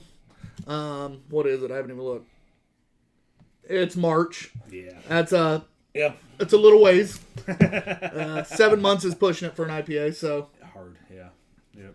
But still, how about for but a 7.5 3.75 IPA? still pretty That's fucking good. Fucking good. Yeah. So that does. 375. Tyler, write this down. Yeah. I'm sorry. I'm really confused. What? Yeah. Anyway, go ahead. After show business, content wise, what would you stock your beer fridge with? You son of a bitch! Okay. I was gonna say that at the break. Oh, that's fun. All right. You bird dog me, couch. Before we go to break, I'm going to give you one quick, little bit on Michiana Beer Fest, and then you will have to get the rest as soon as we come back. So I'll stop and end the big, or start, and then start, Yeah, whatever yeah, the fuck it is. Big thing with this event, John brought it up. It's around a baseball field. Very, very cool, beautiful area to look at. Wait, he implied to look at, The event's not big enough. So anybody who's ever been to anything bigger than a high school or college baseball field, the concourse around a professional baseball field is decent size. You know, you're walking around Victory Field. That's a big fucking area. This is almost the same size walk. It's in October, so you have a chance for rain, which it rained the entire time leading up to the start of the event. It was beautiful during the event, and then immediately started fucking raining again. Nice. It was the weirdest, but it was nice. But the covered concourse area, there was no breweries in, and that was from basically dugout to dugout, so good walk. Then it's all of right center didn't have any breweries either. So from center to the right field foul pole had nothing. So you had shit in the right field corner. You had shit in dead center towards left field corner of a baseball field. And that was it. There was 30 breweries, but they were only in that area. Nothing under the concourse. No, because they put a ton of the breweries behind where I was at in what normally I think is a picnic area, beer garden area, whatever. But it's not even close to the field, so it doesn't even get as good a look. It's behind. And then the home brewers are right at the entrance because they're the ones that put it on. That's the organization that puts on this event. And then there's big gaps. So when you're walking, if you're wanting to hit everybody, if you're a true beer fan and want to hit everybody, you have big moments of not getting to drink, not meeting anybody, not doing stuff like that. And if you're the typical beer fest goer, and I'm not trying to slam beer fest goers, but I am slamming beer fest goers a little bit, that are going just to get fucked up. You know, I paid $50, so I'm getting fucked up in my 3 hours or 4 hours here. Your money's worth, yeah. You're not going to those breweries that are in that corner by You themselves. gotta So get 1 to 99, bud. you're missing really fucking good breweries. Because Better on the they had floor. Hoplore over there. They had one Final Gravity, who I did an interview with, that had one of my favorite beers at the event. There was some really good Revolution, if I remember right, was over in that corner, and I didn't even make it to them. Oh. There was so many really good fucking breweries in that corner, but it was for me by myself at my booth, I couldn't leave a volunteer that didn't even work for us at my booth that long, so I didn't even get to go back over there. It was such a weird, if you'd have spread out, taken the ones from behind me out and spread them out a little more, so there's a reason to walk, and then add maybe 10 to 12 more breweries to really fill out the whole concourse area, now you have a really cool space and amount. Now, that's the negative. Trust me, you're going to want to hear all the positives of the event. It was a lot of fun. But that was kind of my one, like, really takeaway. And I called John almost immediately while everybody was setting up, kind of going, they fucked up. That, and I have some other cool ways they could make this really cool. So Drew agrees, says they didn't utilize their space very well. Yeah. Yeah. Not at all. Hey, Two Beerded Guys, available for beer festival consulting. We've done enough of them. That was barely English, but we've done enough of them. That's Because just it would be either... consultant. It would be, we would be, it'd be peer consultations. We would be consultants. We can do some consulting. You combine like four sentences. I started to go consultations, but then it was consulting, and yeah. Yeah, you basically combined like four ways of saying it. I did. And used the wrong words to Listen, combine. it went fine until you pointed it out. Well, So, yeah, but that's what you would do to me, so I had to. you're not wrong. All right, guys, so we have scored all these beers. Matt, the only thing we're waiting for is what would you score this one? 3.25. It's pretty good for him, to be honest. Yeah. Yeah. I'll take that. It's a very grassy IPA. I just don't lean into that. So, All right, guys, do you have anything for us before we close out the break? yeah, but I might put a pin on that for later and see if Drew's still watched after the break. Or you give what Drew said, because if he's not... Okay, fair enough. Well, Drew, on the shelf life on the beer that we just had, he said he'd pull it by now. I was going to say, well, that seems like that comes a lot to the beer rep at that point, and like, kind of the engagement of what's the brewery's standpoint on something like that. I'm sure that varies from brewery to brewery, but like, do many of them care that much to really follow up on that, I guess, is kind of the better way to say it. Perfect. Thank you for that question, and we'll dive into the answer when we come back. All right. We'll be right back, guys. It'll be a quick break. Yep. BRB screen.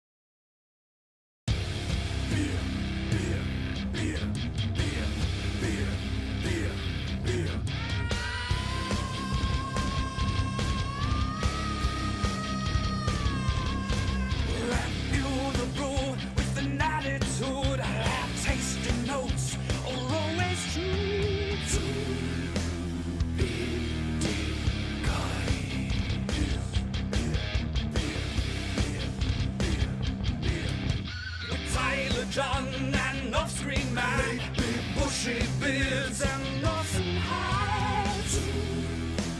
Bearded guys.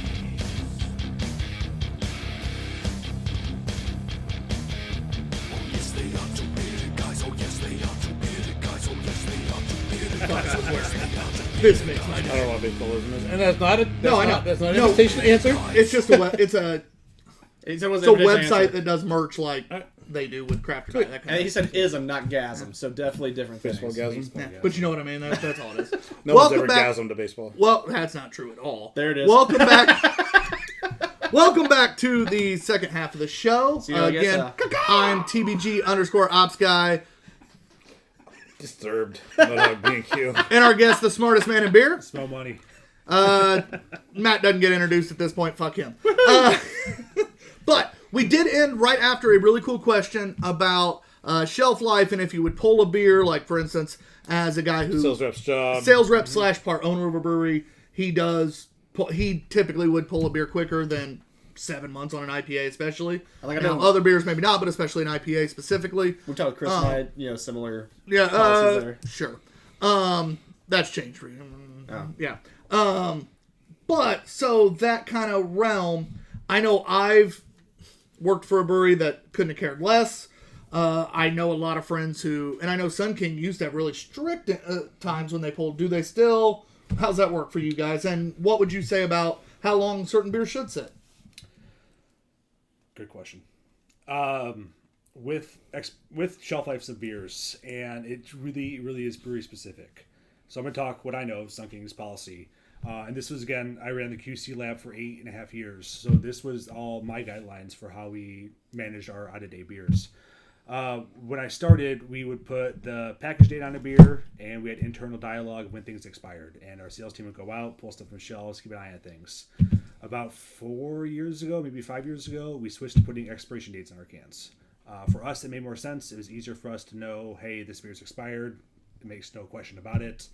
Our guidelines are, it is beer specific, so we have different shelf lives for different beers. Typically, IPAs we put 4 months on. And I'm not even, to me, if it really was my personal choice with zero consequences, I would do 3 months. I will not buy an IPA at a grocery store. I just won't. If it's more than a month old, I put it that way. Hops are like a fresh herb. You don't leave fresh herbs out of room temperature; they go bad really quickly. So we put 4 months on our beers. Our general guidelines for shelf lives, if we have a new beer, is we'll make it. We'll put a guideline on there, kind of what we think it should be at, and then we'll keep track of it. So we have a pretty robust sensory panel that involves about 15 people that are fully trained sensory panelists. And we'll run this beer through both cold stored, room temp stored, one that's kind of gone through both. And we'll figure out a date that it hits that point where it no longer tastes, where it's no longer recognizable. We're in a blind setting, you can't pick up that beer and say, hey, this is Sunlight or this is WeMac. So You drank this for 4 months, but yet now you can't pick it up. Like pretty much, yeah. And that's our trained panel that drinks these beers every single day and knows what they're looking for. So, Which is so. If you don't mind, Yeah. I worked at Sun King did, briefly. yeah. yeah, if you don't And mind it stepping was- all over what he was saying, that's fine. it was that time frame where I'm going to say we, because I was there at that time, but you and everybody else basically decided that okay, we're going to go ahead and sell Osiris to a grocery store because unless they had a refrigerator, you weren't selling Osiris to anybody. right, we weren't selling any hoppy beers to anybody that wasn't keeping it cold, and we switched that a few years ago. Part of it is really how well the brewery is, not just in making the beer, but really more so packaging the beer. The biggest enemy of any hoppy beer is oxygen. So for us, we had to make sure that dissolved oxygen in all of our cans is below a certain threshold. The transfer DO from a fermenter to a bright tank is below a certain level. So we take those extra special steps just to make sure that the beer is going to stay as fresh as possible for as long as possible. And any brewery that's worth their salt is going to do the same thing. So we're not unique to this philosophy here, this idea. Beers like Sunlight, WeMac, they get 5 months or so. Lagers will do 6 to 9 months depending on the beer. So certain beer styles do last longer. For any of our KR beers, the King's Reserve beers, which are barrel aged or sour beers, we just put a vintage on them because they don't really expire. They might get bad at some point. There's definitely a hump with any of those beers, but we're not going to hold on to a beer for 5 years to see what point it goes bad. And certain ingredients tend to drop out faster. Yeah, and some will accentuate the longer you wait for them. So We just put like vintage 2023 on them, you know, and then it's up to your discretion how long you want to hold on to those beers for. So for us, and I struggle with expiration dates because I also don't like, we don't like advertise, hey, this is our beer is this expiration date, but we have a 4-month shelf life on this beer, so you can do the math backwards to figure out when it was packaged. So for a consumer, they see the expiration date, but they don't know, is it 2 months? Is it 6 months? Is it a year? Right. They don't know what it is. So I see the benefit and the downside of doing expiration dates. For us, it makes sense. It doesn't make sense for everybody. Yeah, that's kind of our philosophy behind it. Makes sense. And that's why anybody who's been on the show or watched the show, there's a reason we have certain beers behind us. Mm-hmm. Those are mostly our barrel aged. Even our base stouts are somewhat by there, but those don't sit as long, while our barrel aged sit longer behind us. Our IPA, sours, lagers, all that kind of stuff are either in the fridge out in the garage or directly behind Smo in the keg fridge. And that's just something John and I, between what we've done in the brewery world, having friends like Kevin. I think that might be the first time I've ever used your name, and that felt weird. It was. Like just it. Now, I've said like Kevin Smo Money or Kevin, like Yeah. I've never just, that was weird. Sorry. We have picked up, and we've, in doing now 1,300 beers on this show, it's really funny. You can always tell. Now, I will say Fatheads was hidden a little better than some, but we've had beers, like for instance, Anchorage, who we have a beer coming up from, but not an IPA. Their IPAs, if you don't drink them fresh, they drop real quick. 100%. And so it's really interesting, even great breweries, certain things just don't hold. Yeah. And it was one of those things when back in that time when that discussion was having, Keep talking, it I'm was just being bored. had about, you know, are we going to sell any of these hoppy items to a place that doesn't refrigerate them? And like I remember Dave, co-owner of Sun King, saying, what really kind of helped change his mind on this, because he's come full circle around on it, right? Is someone telling him that GFJ was wonderful, but it was like he in his mind he's like, that's a 9-month-old batch of GFJ. Yeah. Like the average consumer can't really tell. So that kind of was like, okay, maybe we don't have to be quite as Stringent. a stickler. Right. We Just always some say of it? the biggest critics of our beer are our employees, because we care about what we do. We care about what we're making, and we're going to be extra critical on anything we do. So, Matt, you had a question. Do your hand was raised? Yeah, well, actually, that's a good segue into Drew's comment. Then I got the question. He says, definitely an integrity thing for him. He says he's pretty on top of it because it's his product. Good. Being a part owner. Yeah. He said, it could always be your first impression of someone having your product, and you don't want to have that and be like, well, that's a shitty beer because it's expired. So definitely understand that, Drew. My question was, so with this whole managing your beer and expiration dates and stuff, how much of a say does the grocery store in that example have on that? Is it just like they buy it from Sun King, and then you guys come back and take it without like their so much input, or It depends on the buyer. So everything's bought through a distributor. That's the thing with Indiana. So we for local, we use Monarch. We use InBev for up north. You can still local distro too. We can, but the problem is You guys don't, obviously. We but- don't, but yeah, you could in Indiana you could self-distribute if you produce under than 30,000 barrels a year, or sold 30,000 barrels in state, or maybe it's 20,000, whatever it is. But the problem we ran into was we went with Monarch for all the donut counties around Indianapolis and tried to just self-distribute just in Indianapolis, but then we were fighting with our distributor in Indy, but then wanted them to help us outside of Indy, and it's just this weird relationship. So we can self-distribute between our tap rooms. Like we do have a tap room in Mishawaka. We have Kokomo. We have the airport. Those are all things that are direct. But other than that, yeah, it's the point they made about this is someone's first time having your beer. I've also ran the situation where someone had a beer that was old, specifically an old WeMac that they freaking loved. They came to the brewery, tried it, and it was fresh, and hated it. And they were mad because it was different. So Malts will do that sometimes. it does. Yep. And honestly, an old WeMac is not bad. It's pretty good. It's a nice malty beer. But that's the dichotomy of the situation, is that if someone's first time having this beer, whether they like it or dislike it, it's not how it should taste. So it doesn't matter what they think of it. That's the wrong beer that they're drinking. So shelf life is so important. I respect people that take the time to do that. And yeah. Our next beer, I want to make sure we get this out real quick, Yeah. is Brewery Alma Gang's Nitro Three Philosophers Quad Ale. This is a blend of quadruple ale and creek ale with cherries, 9.7%. Rich and complex, this tour de force is a blend of quadruple ale and authentic Belgian creek with a multiple depth and gentle sweetness. Enjoy the... Is it Crike or Creek? Creek. I was right. Holy shit.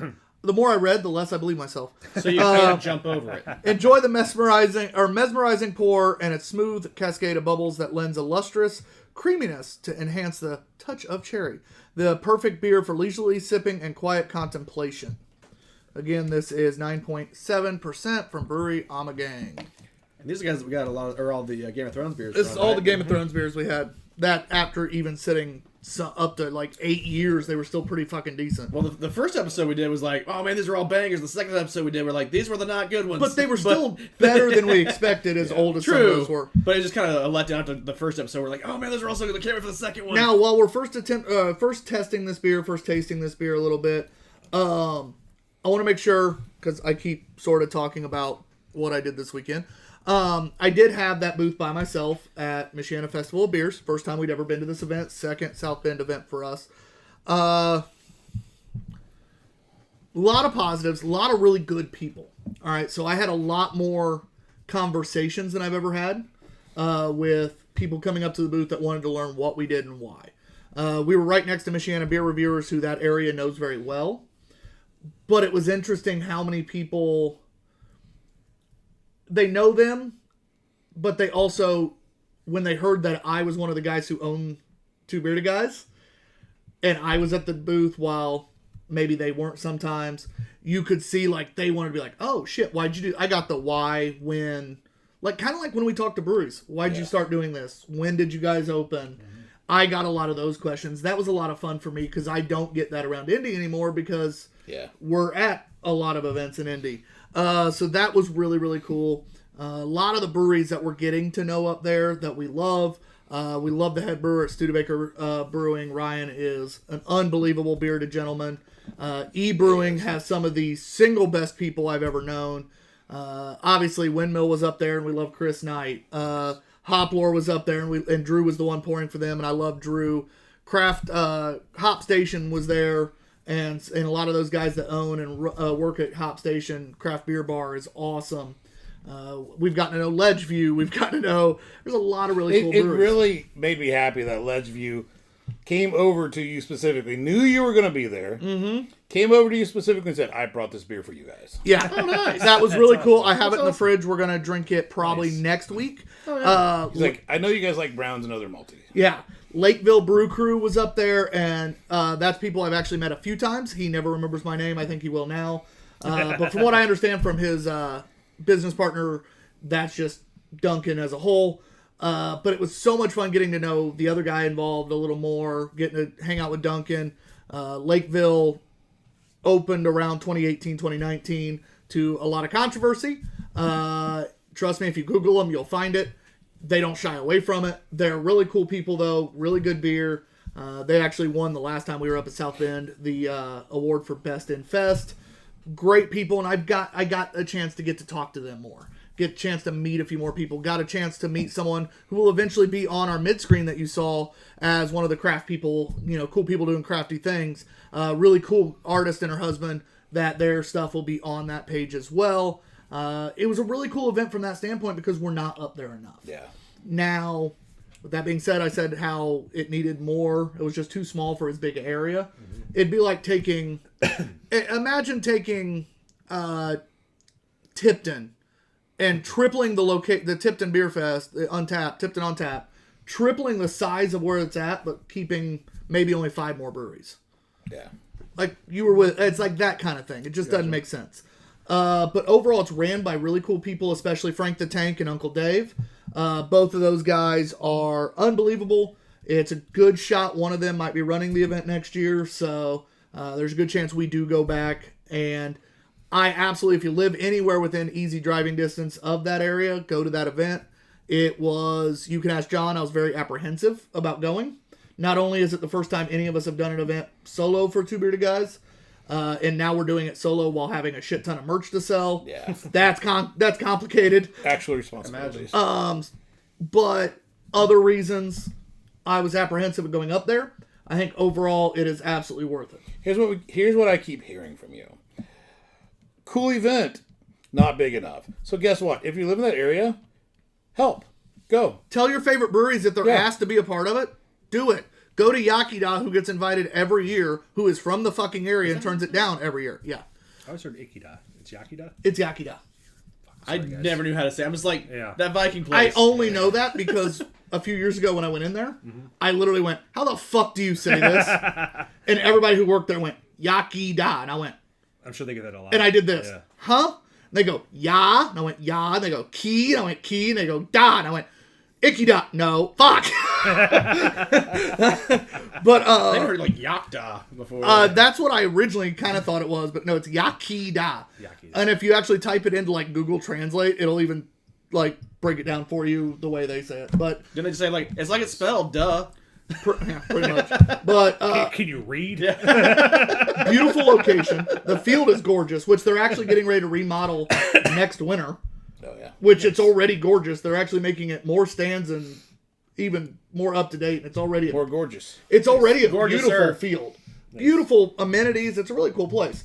But there's a lot going on. Great beer up in the South Bend area.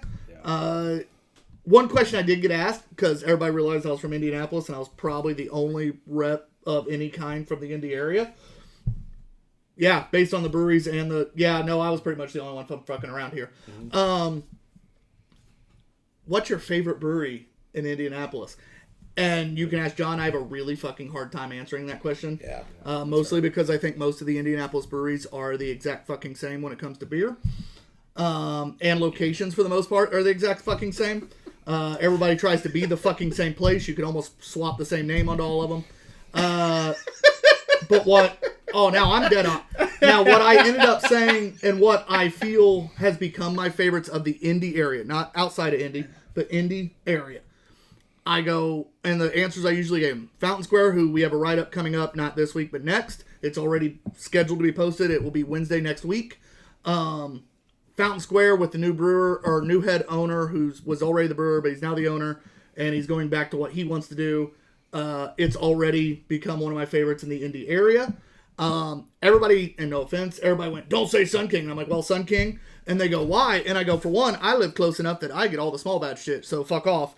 And I go, "Who does all your brewers call if they fucking need anything?" I go, "It ain't fucking, why am I all of a sudden drawing a blank? Biggest brewery. Anybody? Three Floyds." Oh. I go, "They're not fucking calling Three Floyds. Three Floyds has always prided themselves on being fuck you to everyone." I go, "They call Sun King Nice because Sun." Oh yeah, but no, that's the brewery image, right? That's we're us. Yeah. It's just the image, and it is what it is, and they've made a very good living doing it.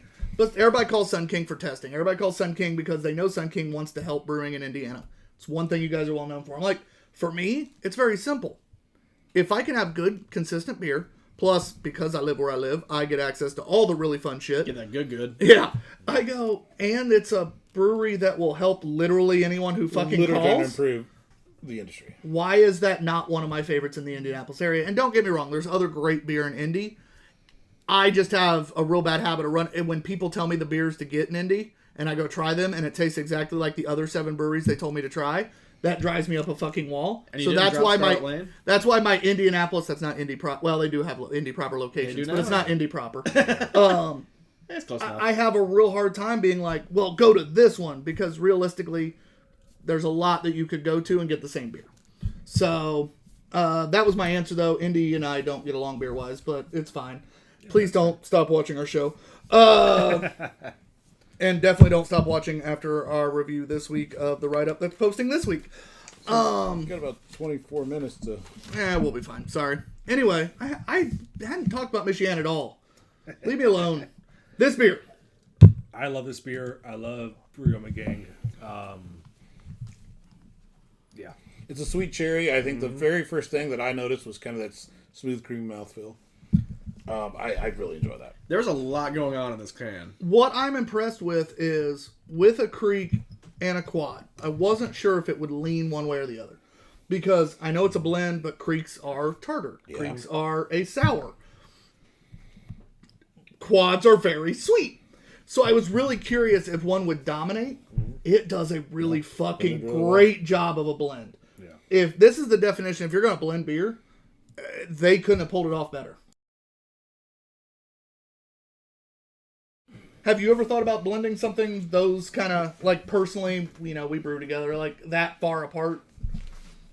Sour versus sweet. Oh, yeah. Yeah. Yeah. I got to give you examples of it. Yeah, we definitely have done stuff like that before.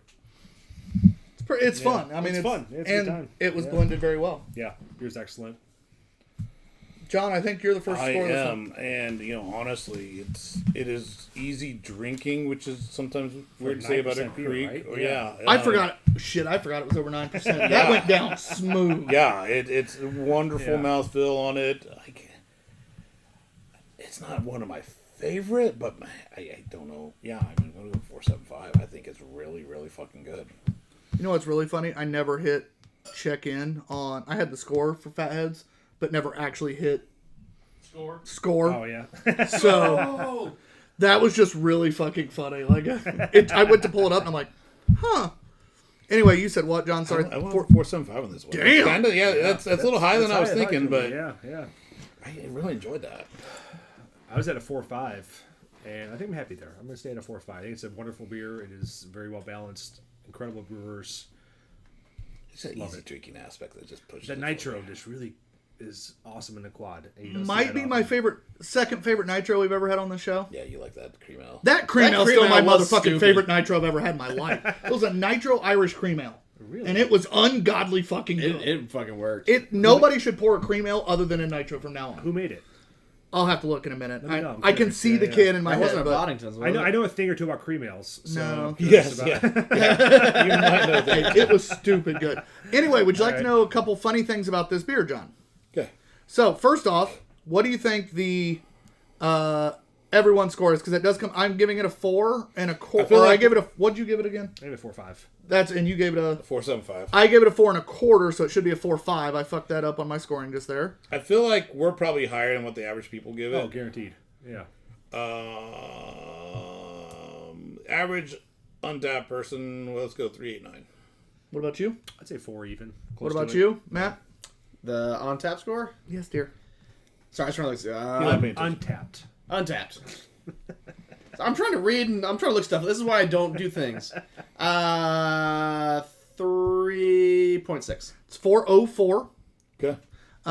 The other funny thing is we've had the non-nitro version of this before, and I thought we had, but Oh, I really? wasn't sure.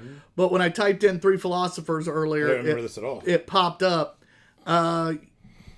We gave it a flat 4 the first time on the non-nitro, So so it does nitro get it gives a half-point fucking bump. That texture, the mouthfeel, too. The mouthfeel really changes how you perceive that beer. That's It's the great. very Yeah. first thing that popped out to me, and what I loved about it. It's creamy. And the 3 philosophers non-nitro is a little bit lower scored overall, 3.95. I would agree with that. Yeah. So it's. I thought that was really It was a funny. fun When fact. I typed it in, when it popped up, I went, "Oh fuck, we have had that." yeah. I had my doubts, but that was a fun fact. Yeah, you're welcome. That's Matt, fun. you were looking something up. What did somebody say that you needed to look up? Trying to figure out what that cream ale was with the nitro. Oh, I can look in between. Don't worry. Yeah, I feel like that was the Boddingtons. No, I don't believe so. Pub ale. He knows. Byington. English pub ale, not a cream ale. Oh. Who makes Boddington? Is it Boulevard? No, it's Byington's the English that's right. brewery. Yeah, they're straight up UK. it's not Boddington's. Which one's yours? There it is. Not yours. His. I know. I'm so excited for this. I'm excited for this one. You're gonna get another splash, but this is how I'm making sure I That's don't. good. I appreciate These it. are always so polarizing. Every time we get Goose Island, what's the... Bourbon County. Thank you, Bourbon County. We've had some that really were like, meh, very underwhelming. We've had really fucking good ones, and we've Really? had really fucking Meh. yeah. That's been like... And then we had the one that was infected. infected from the year it was infected. 2015. The coffee 2015. Yeah, that fucking I wanted to die. Anyway, Goose Island Bourbon County Reserve brand 30th anniversary stout. I like the smell. shit. All right. Hey. The smells very 30th anniversary stout aged in a blend of Basil Hayden, chocolatey. Brooker's Bakers, and Knob Creek bourbon barrels. That's some fucking names right there. But that's some fucking names. Yeah. So they paid for those rights, right? They sure did. Yeah, you cannot put distilleries' names on your bottles. Well, you can. You can without that. Well, you've had multiple cease and decide. I don't know. C&Ds. C&Ds, yeah. 14.4% ABV. The box for this motherfucker is behind us and has been for a while. It was funny. I didn't realize this beer was still in the box for a minute. About a month ago, I was looking at all the boxes to make sure there wasn't any beer left in it. and realized this one was there, and I'm like, I put a note on my phone, and I'll show you later, because I picked what beers basically we were fucking drinking today, like 2 months ago, and that was one of them. Really? Yeah. All right, so 2 quick statements. While you were talking, God damn. I went to Can Cam, or Bottle Cam in this instance, and just the look on Kevin's... What Can Cam? The Craft or Die Can Cam, Bottle you Cam go. in this instance, and just the look on Smo's face Oh, that is fucking was good. sheer bliss. Good. And this, I haven't even tried to drink yet because I just can't stop wanting to put my nose in That and is just smell it. know. Shorted it. I If you're fucking barefoot, love watch where you step. Bourbon County in all its forms. I always have. I just think it's a wonderful, unique experience. I've had so many tons of barrel aged beers. I'm a big Bourbon County fan. But I've never had one that tastes quite like this. Maybe I think of one or two, but it's very unique. It's so well done. I know that they're owned by Budweiser. Fuck it, I don't care. Yeah. We've said that They're, many times on this show. Yeah, Fuck it, I don't care. Their facility off Fulton in Chicago is pretty much a Bourbon County factory. They make Bourbon Yep. County year round. Pretty much nothing else.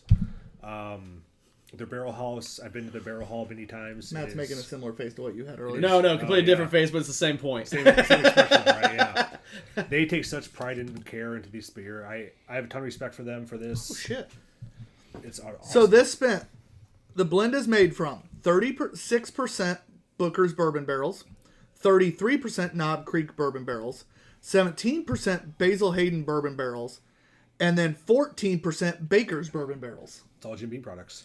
Yeah, but I just love how they actually have the like fucking Yeah. percentage of time and Yeah. amount and That's great. I like, John, you point out, like, on the nose and even Yeah, on the I'm drink, keeping the this tag. chocolate That's kinda note cool. that comes Chocolate. out of this. Like, That's very It is chocolatey. brownie batter, fudgy, just I get just decadent. slight little orange in there, which is very Interesting. Okay. nice. Yeah. all right. So what I've noticed, spent a lot of time in barrels. Obviously, Yeah. there's a lot of different barrel flavors that are imparted in this. You want to know the one thing I don't notice, even 7th on this list of things I notice in this beer, is the alcohol. Oh, I do. No, compared to other Goose Island Bourbon County beers, I do not notice alcohol in the top probably 5 to 6 things. I agree with the I both of notice you. the It's there, chocolate. but it's not as I pronounced notice the as caramel. others. I notice that richness, that fullness without being too sweet. I notice all these positives. And now, don't get me wrong, alcohol is not necessarily a negative, but that's not what draws me in the first 5 to 6 things. Sure. I'd say that it's not a hot barrel, but the barrel's there, and it And we've had some Supports it hot very well. Bourbon Counties before. Oh, yeah. Yeah. Well, it's been about a year in the bottle now, Yep. so it's given us some time to Mellow. Yeah, but we all know some bourbons that you like don't drink until 2-3 years later on Bourbon County. Honor be. yeah. No, I think this is fucking It's delicious. delicious. This is the best for straight up barrel aged imperial stout with no No adjuncts adjuncts. to it. The frilly is moving it from barrel to barrel, This basically, is about as good as it gets. or blending it between multiple Yeah. barrels. That is the frilly is literally using multiple barrels, and being able to do this good a beer. You can't hide behind it. It is what it is. It is so damn well, and it's the perfect beer for an anniversary beer for me. Yeah. Like all the shit they do, Yeah. they almost went back to simple, and the Yep. one difficult thing was it's multi-barrel. Is this 25th anniversary? 30th. This 30th, was this was 30th. number 30th. 20. This Yeah, is that's 2022. right. There is something to the KISS right. rule. Just keep it simple, stupid. Like, sometimes less Right. is more. They nailed this. Yeah. You make a good base beer, you have good barrels, good warehouse rotation. And I'm you're so gonna- glad it's this good because it was not cheap. And really, honestly, like you said, fudgy. Like it's not just chocolatey; it's fudgy. It's fudgy. Yeah. Without being like diabetes sweet. Yeah. Yeah, it's not super sweet like regular bourbon. Diabetes. How I do feel you like regular get- bourbon county is very sweet. How do you get fudgy from a Bourbon County Mm-hmm. while being almost less sweet? Right. That is good. Alcohol. You're a dude that's you do this professionally. How the Yeah. fuck do you end up with that? Time in barrels, baby. Yeah. That is so good. That is super good. Matt, you haven't really talked much about this beer, and I know it's right up your alley. What do you think? I've just been enjoying it. To quote Beer Fest, I want to Oh, fuck the big gulp. freeze it and skate on it in the wintertime. I want to put my dick in it. I want to put its dick in me. Like this. I'm. The movie Beer Fest is always close. This There you is Bend a, over. this is a fucking 5 all day. This thing is fucking perfect. Like I don't know. There's nothing big gulp critique is here. heaven. This is just fucking delicious on every level. That big gulp was insane. Oh, see, the face he made there was the exact same face, but a little less pronounced. Like the first one's just like, hang on, let me try to Oh, reenact this should be here. good. I love how he's reenacting for people that, other than me and a little bit of Smo, he can't see, nobody can see shit. Ah, It's just that subtle bliss. pretty solid. Pretty solid. It's that brief moment of we were like, You forgot you were on a life, show? Life is good. Like, Life this is is good. what. Oh, that it's all big gulp about. though. That, Yeah. Now you're getting cola on the finish. Yeah. Yeah. That's damn You good. see that? All right. Oh. So Matt's already given you his non-official score.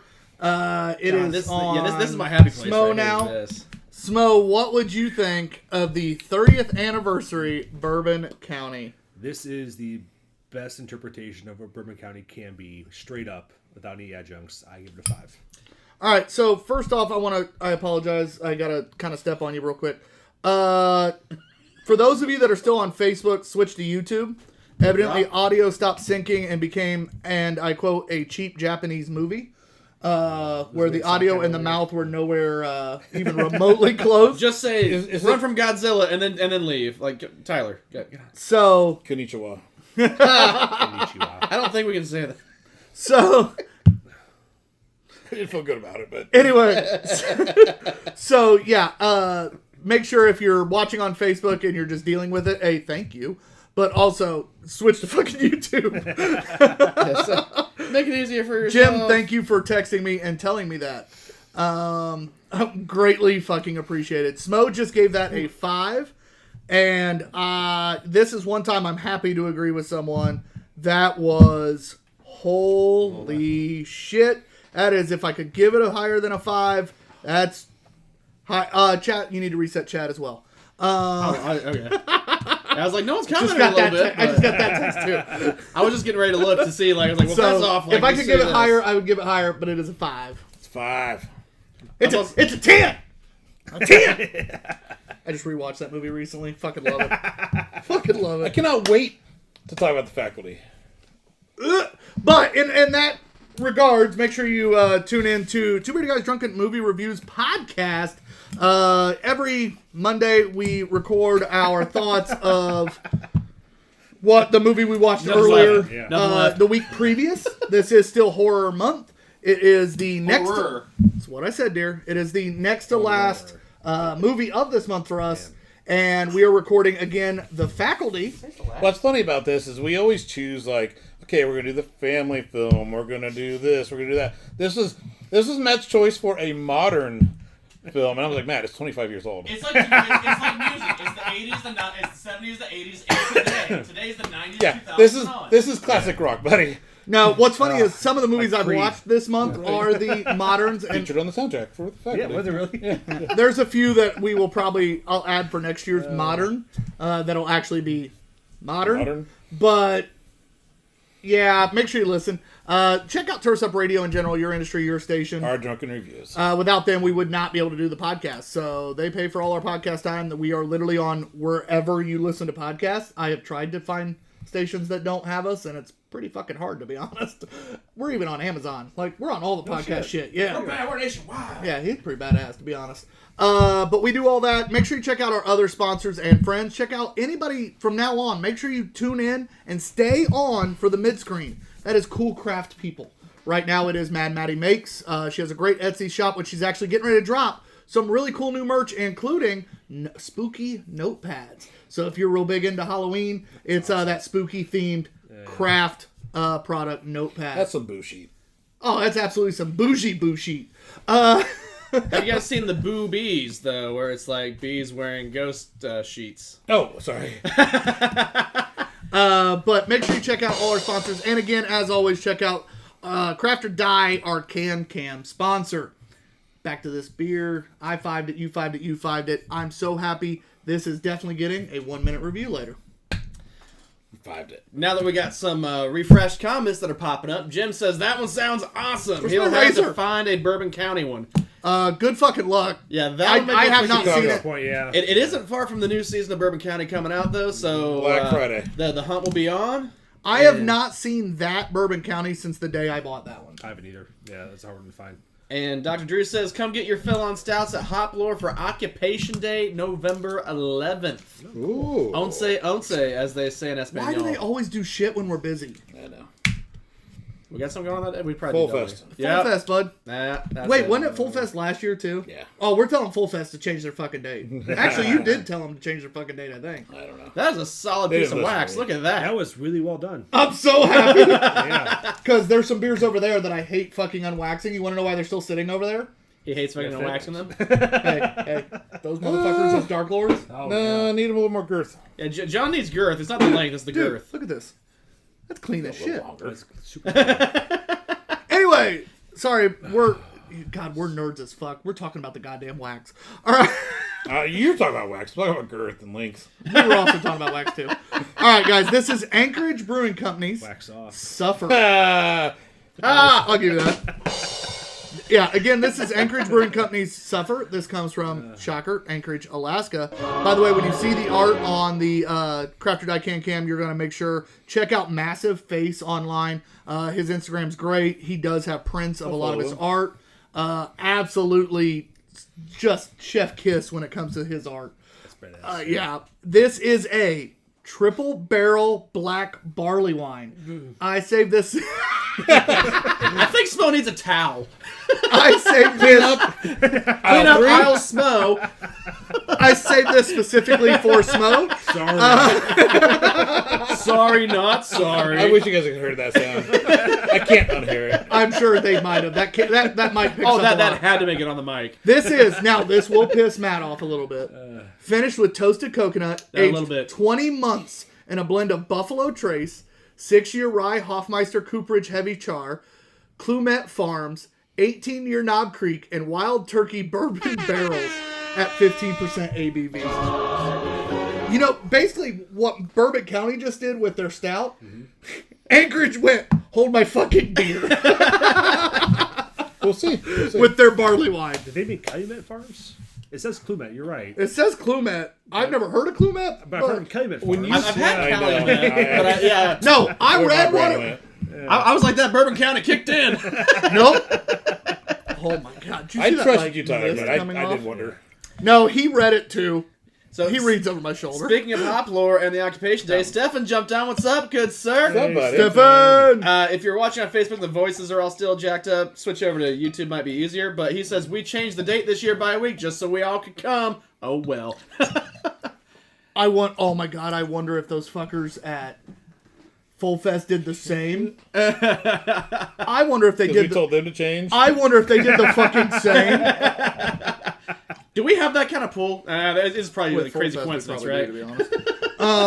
But You know what's funny about that? I want to say no, but we might actually. in some circles, oh my god, that'd be funny as hell. When we go, I want to ask them, and if they go, yeah, we changed it, I'm just gonna be like, motherfucker. Can you All right, change guys. it back? From here on out, communicate. Consult before scheduling. That's funny as shit. All right, yeah, God, that artwork is just sexy as shit. Yes. Yeah. This one smells boozier. Yeah, he's a professional artist. Who does some wicked sweet art? I keep thinking I need to reach out to him on Instagram. See if we can do I don't something even. with him. I'm not entirely sure what that is. That just looks badass. Appears to be like a Native American with swords through his head. I'm not really sure, but awesome. This is two olfactory pleasantries back to back. Like I smell a lot of booze, but I also smell like a really dark richness. Burning my nose. I smell a ton toasted coconut. I really don't smell the coconut so bad. Oh, you're not gonna like this beer, Matt. You can hand it over if you want. I'm gonna try it first before I just buy in on that. See Doesn't now taste that's boozy. that's a second Doesn't great taste Smo face. That one's slightly different than the first. This one's more like an O face. That's fucking good. I think you'll like it, and you're gonna hate yourself for liking Yeah. it because there is a lot of coconut. It's not hidden. But it's toasted coconut. It's not And it blends really fucking does. well. It's almost like barrel character, like an amped up barrel. Oh character. no, Yeah. I can get no, past that's what I just myself said. for this. Like that's what I just said. I think you're gonna like it and fucking hate yourself for liking it. No, I'm 'cause not he gonna hate gets myself pissed at when all he for likes that because coconut. that's just fucking amazing. It's there. A lot That's of now the 3 coconut, coconut beers we found that he's liked. the coconut beer. Typically, I don't like the coconut flavor. This isn't the coconut flavor. This is the coconut balance. This is real. No, this is Like, coconut it's- flavor. This is real coconut. It's there, but it's not like the. It's not a. This is the meat from a coconut. It's not a Toasted. driving. It's not a driving flavor in this. It's a backseat I thing. itch on my back. No, but he's saying it's not a driving flavor. That's a big flavor. That's all I get is toasted coconut. Okay, well This then is the meat I've from a never coconut. I've never had good coconut. Which I've I always don't thought know, it was like funny that coconut's called meat. I know, vegans, Yeah. man. nut meat. More bowling ball meat. I mean, it's kind of hairy on the outside too. Not originally. It's actually green and leathery. Anyway, Oh, Smo's reeling it back in. Moldy and shriveled? Dude, this is... this is really good. You're welcome. This is really great. Matt, I'm gonna thank you up. for buying this. Yeah, this was one of those like, oh hey, it's a pre-order for $60. I got no crate. Sure, why not? He undersold that by 10, by the way. Huh? It was a $70 beer. It's 60. Was it? Or is it the other one that's 70 then? No, one was 60, one was 50. Shit. Yeah, I just This is the cheaper of the barley wines by them. at least, Dude, Anchorage was like big beer program. Oh, I know. at least I that's And the the way I problem is- remember it. I could be The misremembering. problem They is, don't buy their beers, well, the yeah. problem is when you look them up online, like it, like their actual website and what they're selling it for there, it's the same fucking price by like $5 less or something. It's not that different. And considering you Which- get flat rate shipping, Which thanks to I more. appreciate the fuck out of. But, and by the way, if you've never ordered from Tavor, get a hold of us before you do. Matt will happily give you, or John, I think he might have a crate open right now. Yeah. But whoever has a crate open, and if nobody does, we give it to Matt. We'll give you our discount code. You save money, we save money. Win-win. I don't have your discount code. Well, you've ordered from them before, haven't you? Yeah, From many Tavor? times. Oh, first Yeah, time that's only? probably, it's first time only, unfortunately. That's fair. So, all right. So this is the debate, right? But they're big barrels always. So Yeah. this is amazing. This is $60. No. Is it Yes, straight jacket's 25? but I have a different reason. Hold on. I'm going to give you mine Right. before Smoke talks. Is straight? Nope, I'm giving mine first. Is this Giving mine first. how much? Is this worth $35 more Hold on. than straight jacket? So, the reason I say yes is very specific for me. It's based on beer to beer. The price difference, no. Absolutely not. 4-pack of 12 ounces for $25 to $30, depending on where you're buying it. Yeah. Straight up beer to beer, no. Anchorage barley wines are always very unique. I have yet to have one that's not. And it's coming from a place I legitimately cannot get it. I don't have a friend that can get it at a discount. There's no way to There's get no it way. other than Tavor. And even at Tavor prices, it's barely more expensive than there. So it's one of those where, because of hard to get factor, and there's always a uniqueness to it. I have never had a toasted coconut barley wine, actually, I think ever, but Black barley wine. let alone from Revolution, that where I can go apples to apples. Apples to like Granny Smith to like Red Apple, that comparison, no, it's not worth it because it's so much cheaper to get one of the best barley wines you can buy from Revolution and Straight Jacket. Yeah. But when it comes to uniqueness and hard to get, am I buying it every time it pops up? No, because I don't have $60 to blow all the goddamn time. But once in a while to treat myself with something unique and different, It's fucking is it worth it because that flavor is stupid good? That's when I start saying yes, because based on scarcity, rarity, that kind of thing, it becomes worth it because I can get Straight Jacket every year. Yep. I might get this once every 5. Well, right now it's once every 2.5 years. Yeah. Because we've had not this exact one, but we've had another barley one 2.5 years ago. 2.5 years. So for me, that's where it becomes worth it for me. Right. Now, going on to you. Go ahead. This is one of the most unique beers I've ever had. It is one of the best beers, probably honestly a top 10, It's maybe even fucking all time. It is fucking delicious. And you still don't think it's worth it? I don't. $60, man. It's still a beer. Okay, so new Have you guys question. tried the Big Gulp? Hold on, me just now. Amazing. New Yeah. question. Yeah. Is it worth it because Matt's the one that always ends up Oh, buying? 100%. There it is. No, this is honestly top tier. I saved the glass one. We're good. One of the best barley wines I've ever had. Good in my life. job. But yeah, $60, man. That's just like I drink a lot of bourbon too, and $60 is a good bottle of bourbon. So when I think of it that way, it's hard to justify that cost. And I think part of it might be just because they are in Alaska. They have to ship grain to Alaska, hops Yeah. to Basically, Alaska. everything they Yeah. make has to Yeah. be shipped to them. I don't- can't imagine, based on the prices you guys even have to pay, Oh, fuck as yeah. big as you Yeah. are, and where you Yeah. can get grains and shit more local. Yeah. We're in the fucking Midwest. You can get shit local. Mm-hmm. How much do you imagine it gets cost I us? can't imagine. And I'm not a. And to brew at the level they most likely brew at, based on Right. the amount of different beers they put out, the fact we find as many as we do, like Right. I'm no botanist, but I don't think coconut's native to Alaska. So I'm sure that itself is also very expensive. Plus barrels shipping there. I'm sure this is a very expensive beer for them to make, and I think the $60 is probably justified based on their cost of goods. But from a personal standpoint, man, I if I was real drunk one night and I saw this on Tavor, and I'm like, all right, I think that's how we got him. yeah. I was incredibly sober. I was out of state on Oh, work. Oh, he was pissed off because he was out of state on work. So Yeah. might as well be drunk at that Yeah. point. I was reverse drunk. Yeah.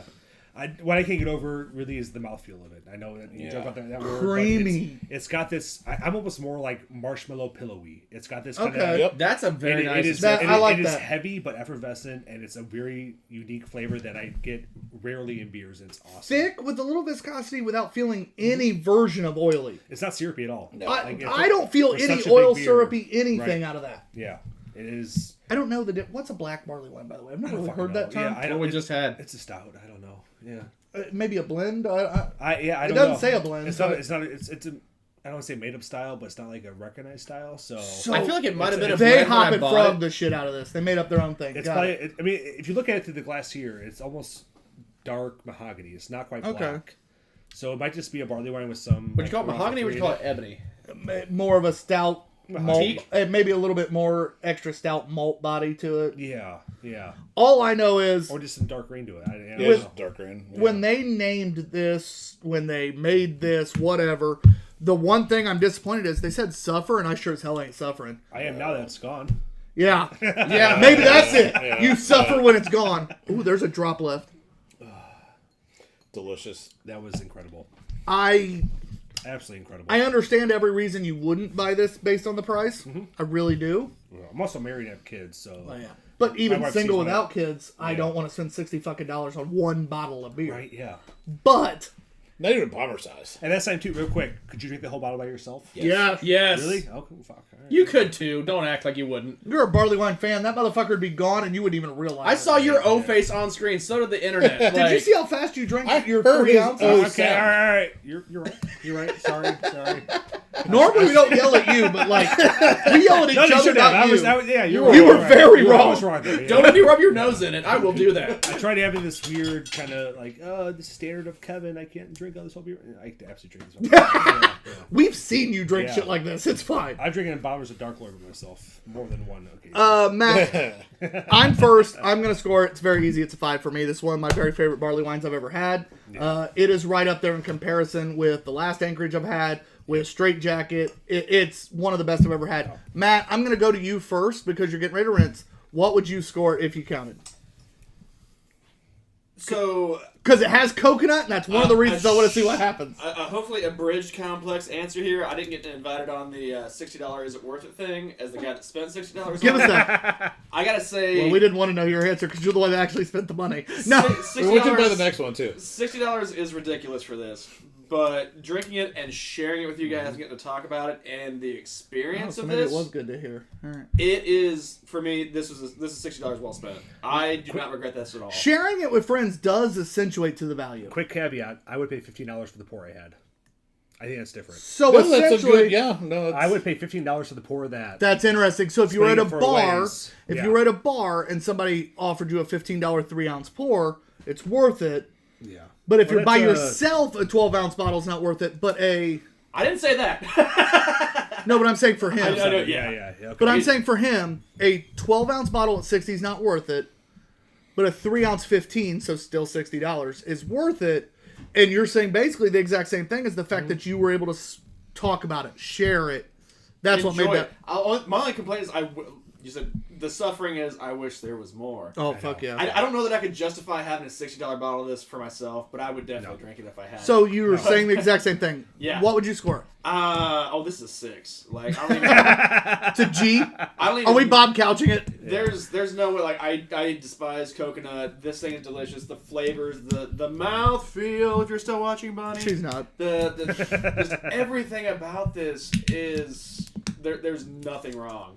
It is exceptionally well done. It's delicious. It's decadent. It's great. Decadent. Good word. Ooh, that's a Yeah, great word it for is. this beer. It is. It is. It's a great word in general, but especially for Sinful. this. Yeah. And That's why the you only suffer. other thing I wanted to say, other than it's a 5, is I do remember the first time we had the Anchorage barley wine.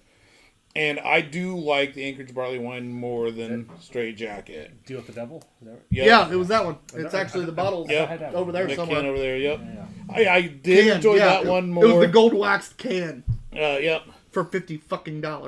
Where they wax the bottom so you can still open the can. It was the weirdest, pointless wax ever, but they were smart as shit. Continue. But it's I did enjoy that one more than the Straight Jacket, and the Straight Jacket is amazing. So they're kind of 2 for 2. As much as I love Revolution, their barley wine just a hair above. Straight Jacket is what I base most barley wines on. When As you should. When I'm judging barley wine, Straight Jacket, and I've said it on the show, Straight Jacket is 100% the beer I judge it the most on. Non-American triple IPA barley wine bullshit, but true barley wines. Problem is, I think Anchorage for us 2 for 2 might have beat it. Yeah. And that's Did for me, when you're personally. thinking like what you judge something on, and it's not it's beating it, and it's pretty damn impressive. Now, let me just real quick. I know we're running short on time. Oh but no, we're fine. Fuck it. We All knew right. we'd go a little far on this. If We have, I I think, hand you with this you beer, every hey, episode. this is a barrel aged beer with coconut. What style would you say it is? Would you say barley wine? Complexity based, yes. I think the complexity of this beer gives you barley wine. There Yes, is some complexity. Where I tend to go- might go even quad on it. I would say I I would say Imperial Porter. see, I'm Yeah. almost splitting the difference, and I'm Yeah. thinking So it's funny. Quad makes sense. Porter, I think the body's too light. Not for this beer, but a porter's too light to say this. Even Imperial Porter. Okay, all right. Barley wine's not my first thought. And there's like 4 beers that almost come to mind. The problem is Quad was my first one. Imperial Porter even's not. I tried to argue with you. It's not far off. But the big thing for me, my answer is it's not my first thought. Right. Now they've made up their style by saying black barley wine. Right. So maybe that's what they're even guiding to is it's more that porter-esque barley wine. Something But different. the complexity of the beer for me, there is enough of it. Even with coconut being the predominant flavor, I think the rest of the flavors being there, there's so much complexity to it that it at least reminds me of a barley wine. Yeah. Now, is it Straight Jacket? It's a barley wine. Like Oh, that's 100%. Yeah. this is definitely there's question marks. So if I were judging barley wine in a category at the GABF or something, it would be hard to say this beats Straight Jacket because realistically, I could say this could beat something in like an Imperial Porter category. It could beat something in a quad category. So now I'm going, But now on the show where I don't have to do that because thank God we make up the rules. The points don't matter. The rules are made up. The points don't matter. This is a barley wine enough that I will still put it in the same category, but I could easily, if somebody walked up and be like, this is a fucking quad. This is a fucking Imperial Porter. I'm going to be like,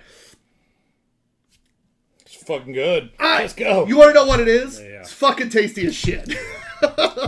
I hate you for asking that question. You're welcome. Speaking of barley wines, Drew says, speaking of barley wines, we had Is It Just Fantasy at Michiana, The good version, yes. Don't you guys The try one them? we helped brew. which was the second one. The It Just realized the first. Oh, Is It yeah. Fantasy was the Oh, barrel. Yeah. Yeah, so when we You brought helped over to brew... Brew Day, didn't you? Huh? Did you bring the bottle over that to Brew Day? I think so. Just Yeah, it's fantasy? good. Yeah, we Yeah, did. yeah. The barrel-aged version of the beer we brewed was fantastic. And that's what I'm going to say. Is It Just Fantasy is ungodly great. The one that had our face on it. You've heard us review on the show. I wasn't a fan. It's fine. It's just not a complex barley wine. It isn't a barley wine. Yeah. It's muddy water. And Drew says, there's also great beer locally at breweries around Michiana. Shop local. Absolutely. One more even shout out, Evil Check. Oh, they were there, by the way. I like Evil Check. Hey, they were there. Yeah. Got to talk to I kind of one of forget their about brew- them. Yeah, I see the them beer's intermittently at Or no, events, one of so- their tap room managers was the guy that poured. I got to talk to him. Nice. There was some really cool local places up there that I hadn't talked to in a while. That was really nice getting to bump into them. So, Yeah. and there was a few places from Michigan that came down to that event. That was great. Like Final Gravity.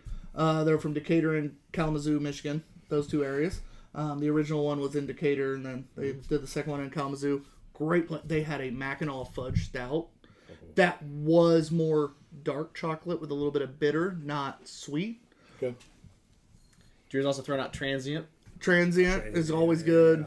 But yeah, so fantastic. We do have one more beer. I'm going to pour it. That way we can start drinking. We are a little past when we normally are. A, we had sake. B, we had some beers that we knew would take longer. C, we had Smo. And C, I think we've gone over our normal time with Smo every fucking episode he's ever been on. Of course. It's all your fault. And also, it didn't help that we had Once me a doing an quarter, you can event. fucking deal with it. Hey, all right? we had me doing an event. We had him going to Japan. We had the smartest man in beer. Now, with all that being said, and I had forgot to ask you till literally just now, even though we talked about it at the break of the question I was going to ask. Oh, yeah. We've talked about it a lot on this show. The craft beer bubble is very close to popping. We have seen it at events. Events are smaller than they've ever been. Real quick. Holy shit. I have been tasked to go upstairs to do a fatherly duty. To continue on. You do your thing. I'm bouncing. Next time, just I'll be bounce. back. Take the I'll be sake back. with you for your wife when she wants it. I'll be back, but... No, you're good. Yep. You do your thing. Just next time, just walk away. Wouldn't be the first time. Yeah. One of us walks away. It happens. Oh, you get it. Life. Yeah. Now, the big thing here, we've talked about it on the show, is the craft beer bubble is about to pop. Now, at events this year, we've noticed it's down. Breweries are a little bit less likely to want to come because they're starting to consolidate costs. Yep. There's a lot of things going on. Now, part of it is the cost of materials have gone up. Mm-hmm. And also, breweries exploded around the country, and especially in the Midwest. We get to see that here. But exploded around the country. Problem is, once you oversaturate a market, just like with the .com bubble, everything, there's a pop. I think, based on what I'm seeing at these events, we're close. What are you seeing about 2024? Do you see, I'm not saying be a doomsday like breweries are dying. I'm saying, what do you see with trends on beer? Are they going to go back more to traditional? Or do you see there is a pop coming where maybe beer fests become a little less popular? What do you see coming? Yeah. You have a really cool view coming from a larger I do, brewery. and we see kind of all sides of it. What I see is, the bubble is popping currently. I think we've already down about 1,000 breweries than we were pre. I mean, COVID was part of it, but you can't blame it all on that. It's just a lot of what's going on right now. Well, and a lot have died since the bounce back from COVID. It is, yeah. And when the reason so many breweries didn't fail during COVID because there was all these PPP loans, and there were ways for people to kind of work their way through it. Now that those loans stopped, they can't manage anymore. Raw material prices have gone up. Actually, the war in Ukraine has caused a giant bump in grain prices. I believe that. Ukraine produces like 70% of all the wheat in Europe. I come from a farm family. Yeah, I understand that. And now that they're not producing, all the Europeans are buying grain from America, which they're not planting barley, they're planting wheat, and grain prices are going up. You're gonna have to come get yours, Matt. I got you, Matt, right here. Hot prices are going up. So I think weirdly enough too, and I'm not trying to be political here. This is just stating facts. Now that student loans are resuming, we're seeing a decrease in people buying beer. Because Well, it makes sense. It sucks that we're paying. You were charging $6-7 for a pint of beer, but that's kind of what we need to do to make ends meet. And now beer is now transitioned from just kind of a staple to a luxury item, and it's hard to maintain. I see a lot more breweries. I don't want to say closing, but I see a lot more consolidation. If you saw Bell's just sold out last year to Kieran, so now it's Bell's and New Belgium, or New Belgium as we call it. Also, Which is fine. if I'm that Thank you. place, that's a great combo to own. Oh, it's a great fucking combo. So I'm Kieran, and I'm like, yeah, I see a lot more of that. You have places like Victory and 6 Point that kind of combine forces to ABV venture or alcohol brewing ventures. Cigar City and all those places with now my Monster Energy drinks, which is weird. Really? So yeah. Whoever Fireman Capital Group sold out to Monster Energy drinks. So Oscar Blues, Perrin, Cigar City, Deep Ellum, I want to say, are all whatever. a company I own stock in actually jumped into the craft beer world recently. They've always been more marijuana based. And They bought all those breweries from Budweiser. and they were all good names. So they own Sweetwater Brewery. Yep. They own Alpine Brewery. You know who I'm talking about. They own Yep. Flash. I forget their name, but yeah. Then they bought Shock Top. Tilray. Which is wild to me. Tilray. Thank you. Tilray. Tilray. Yes. I didn't even have to pull it up. I remember. So I see more of that. I think a lot of the more established breweries are going to join forces with each other. And a lot of the smaller ones, unfortunately, will probably start phasing out. We'll still see some new ones popping up, and they'll have that big burst of being the new local flavor, and it might be. And that's the problem too. Is I feel like nowadays in this country, It was bugging me. you good? Yeah, he was telling me to leave my arm alone. It was Popping really up. funny. It's I wasn't popping even ingrown popping. hair on air. Like, that can wait for 10 I wasn't even minutes. popping. It was just driving me nuts. Yeah. Continue. ADD. ADD. I think nowadays with the quality of beer in this country, I would say 90% of the breweries in this country are producing great beer. And I would say 25% are producing amazing beer. And that's the problem, is there's this such... Because that's an overlap of competition 90 and nowadays. 25. That's, Yeah, that's yeah, like yeah. 115 we're operating at. The 25 is part of that 90. So Oh. 25% of that 90 is producing amazing beer. So, Because there's 90 at minimum good, 10 that are below good, And then- 25 of the 90 that... Okay, now I'm with yeah. you. Been drinking math. yeah, so I don't know. I see a lot more people consolidating and joining forces just to kind of weather the storm they're going through. I think from my point, the much lower level, you guys get to see a big overview. What I see specifically as the guy at events, right? So the same thing Matt gets to see, same thing John gets to see. What I'm noticing is I think you're going to see a lot more collabs from smaller breweries. So where it's, we don't want to close, you don't want to close, we both have a decent following, how do we get both followings to cross? Right. We're going to make collabs together and we're going to drive them to you, and you're going to do the same, because we know our regulars will still buy from us, Right. even if they like you. You know your regulars are still going to buy from you. Mm-hmm. How do we get the in-betweens to bounce back and forth? I think you're going to see a lot of that. Mm-hmm. I think you're going to see the breweries that don't know how to innovate. Those will be the ones that do drop off. Now, the ones who are willing to either follow trends or just go, we've always made good beer. Did we realize the big fruited sours were making us money and we'd be dumb not to do them? Yes. So therefore we did them.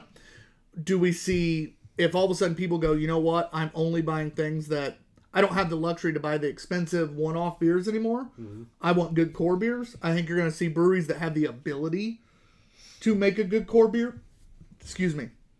Hop back into that and really focus on that and go, oh, you mean our case of beer, whatever, craft beer. That's one thing. I haven't paid attention to cost, but say a typical cost of craft beer case of a 12-pack or something is, we'll say $16.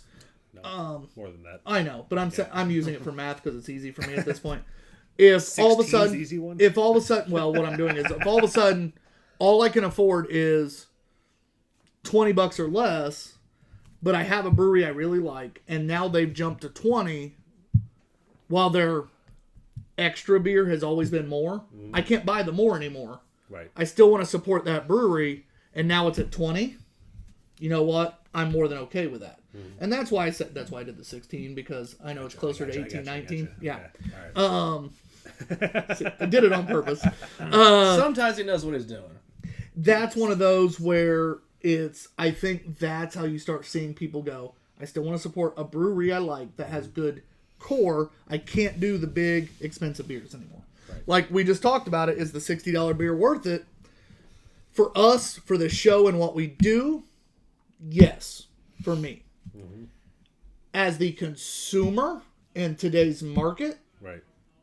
not when I can go buy a mixer pack of Sun King, get a hell of a lot more beer, get a lot more options, get the ability to show my buddies different styles of beer all in one fucking pack. Even if it's all IPAs, it's different IPAs. For a whole hell of a lot less money. Right. You know, I can get 2 third 30 racks of that, Stones for the one barley run we just had. a third of that? Like if I'm saying a $20 12-pack compared to a $60 single, now's when it's definitely in today's market not. So I'm really worried about that. Not based on us. I couldn't care less about... I love Two Beerded Guys. I want this to last forever. Don't get me wrong. But what we've always said and what I tell everybody at Beer Fest, we support breweries. We support craft people. There's a reason. Most every product we buy... Now, certain things we can't. Our can toppers are not made in Indiana, so therefore, like, nobody makes anything like it. So therefore, we buy from out of states. It's just the way it is. Mm-hmm. But our shirts and our beard oil are all local. We spend more money on our shirts and beard oil than most companies do, because we support a local company that's making them for us. that's our thing. There's a reason our mid-screen is a craft person. There's a reason that when I start reaching out to companies to buy ad space for us, it's dirt cheap. It's probably the cheapest ad space you'll ever buy in your life for a decent amount of views. Cheapest ad space you'll ever buy, but it's all people who do craft things. Right. Small companies that do small things. And for me, I understand that I'm stalling for John at this point. I appreciate that, but I'm stalling for John at this point. I appreciate what's going on. I don't know how to avoid it. And I understand. Holy fuck. Sorry. Yeah, so with Drew saying, can price is a big increase to packaging as well.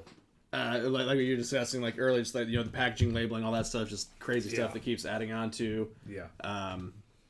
But with this one, the only problem I have with this beer is I think the fact that we had the beer prior to This should this have been before the last is one. going to detract from this, like just because it's following it up. All right, in all fairness, I was guessing when it came to these two I beers. totally understand. No, but I mean, no. You did it. yeah. Two massive breweries, actually 3 massive breweries with 3 amazing beers. And This was a crapshoot on the this order. is still delicious, and I still love this. This is one of my favorite beers. Which, by the way, we have not told you what we're drinking, and I okay. apologize. Well, I had it there so he could show you while Oh. we were talking, and I guess he never went to Well, I it. was just focused on that really wasn't part No, of the you're good. conversation, so that we did So, the conversation. Rhino Suit Ale Song, Rhino Suit from Ale Song Brewing and Blending. This is a beer we've had on the show a couple years ago. We've had different variants of it, including Senor Rhino, which he has had. Awesome. This is the base one, right? This is the Imperial Milk Stout aged in bourbon barrels. Nice. It is that simple. 12.5%.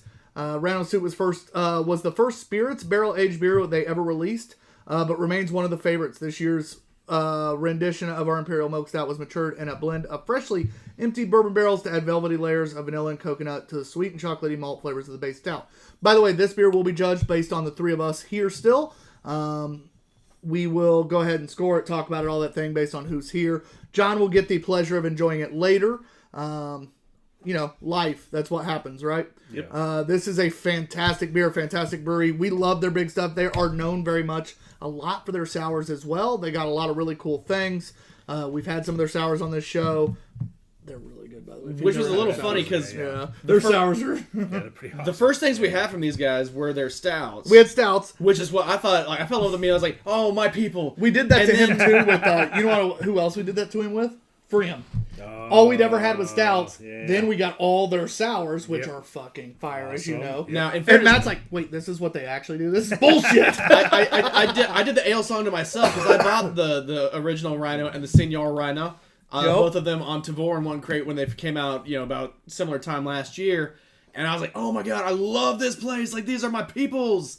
And then the next thing I saw there was like some funky sour, and then like another funky sour, and like another funky sour. And I'm like, the fuck? But I bought them on GP, and they were all actually really good. But I was like, let's get back to those stouts, boys. Let's get in that Rhino game. And every time I see these are immediate buys for me. Any Rhino suit, I have to jump on. Oh, And don't blame you. yeah, we had the Mocha, we had this one on this year's, and then there was another one that was like the Cafe or something like that, I think. And these have all been amazing. This one, much like last year, these are my benchmark. Like the top, what are your 5-score beers? Like these are ones. The Rhino suits are always ones that stick out to me as a 5 every time. Yeah. This is, like I said, the second time we've had the base Rhino. I know it's this past year, 22. I know it was on the bottle somewhere, and I knew when we ordered it. But I'm telling you right now, there is something about, for a brewery that is known for in their area their sours and makes some absurdly good sours. This is unbelievable This is wonderful. for being up, and it's a milk Yeah. stout.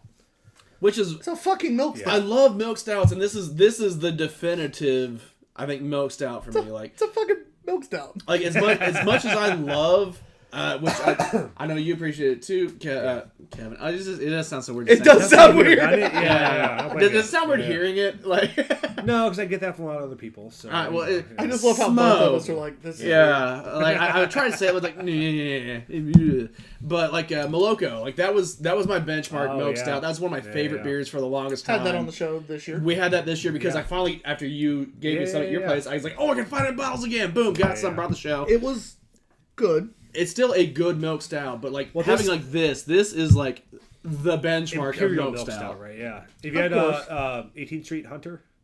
I have. It's been a bit. It's been a long time for me. But I can't don't even recall remember. liking it as much as I did Moloko. Okay. Personally, but I haven't had them side by side. I would like to do that comparison at some point, though. I would try it. If we can coordinate that, I'll do that with you. Basically, sample it together is what he's saying. Yeah. Okay. I speak Mac. I could get some Hunter. Or other things together. Well, I'll do it with them. Yeah. Nice. I was trying to make it somewhat PG for the camera, Aw. I like blue eyes. You're welcome. I never look into your eyes. I have great blue eyes, damn it. Thank you. Yeah. Yeah. That's bullshit. That's like you, Matt. Yeah. Half the time I can't see into your transitions. Snow and I both understand blue eyes. Have you seen his? They're sexy as I shit. did. They are glistening, yes. They are gorgeous. They are stupid. It's annoying. I know. I'm sorry. I have great blue eyes, but fuck you. Yeah. And he said, "But fuck you." Jen says that milk stout sounds too good. Jim, it's absurd. Oh no! Sorry, I said he said sounds good too. Good beers tonight. Yeah, this was a planned good beer night that actually worked. We had a plan for good beer. Yes, we nailed it, man. I honestly, This is probably the best lineup I've had in the show. we haven't had The other anything ones were all under planned to a be 3. bad, typically though. I think they're 375. Nothing's been under a 3. Yeah. And the lowest, I believe, and after I score this, I'll look back, but I believe the lowest is a 3.75. I agree. That's Yeah. absurd. That's nuts. With Yeah. and Is it I'm a guessing. salty nut roll? Hey, I'm guessing.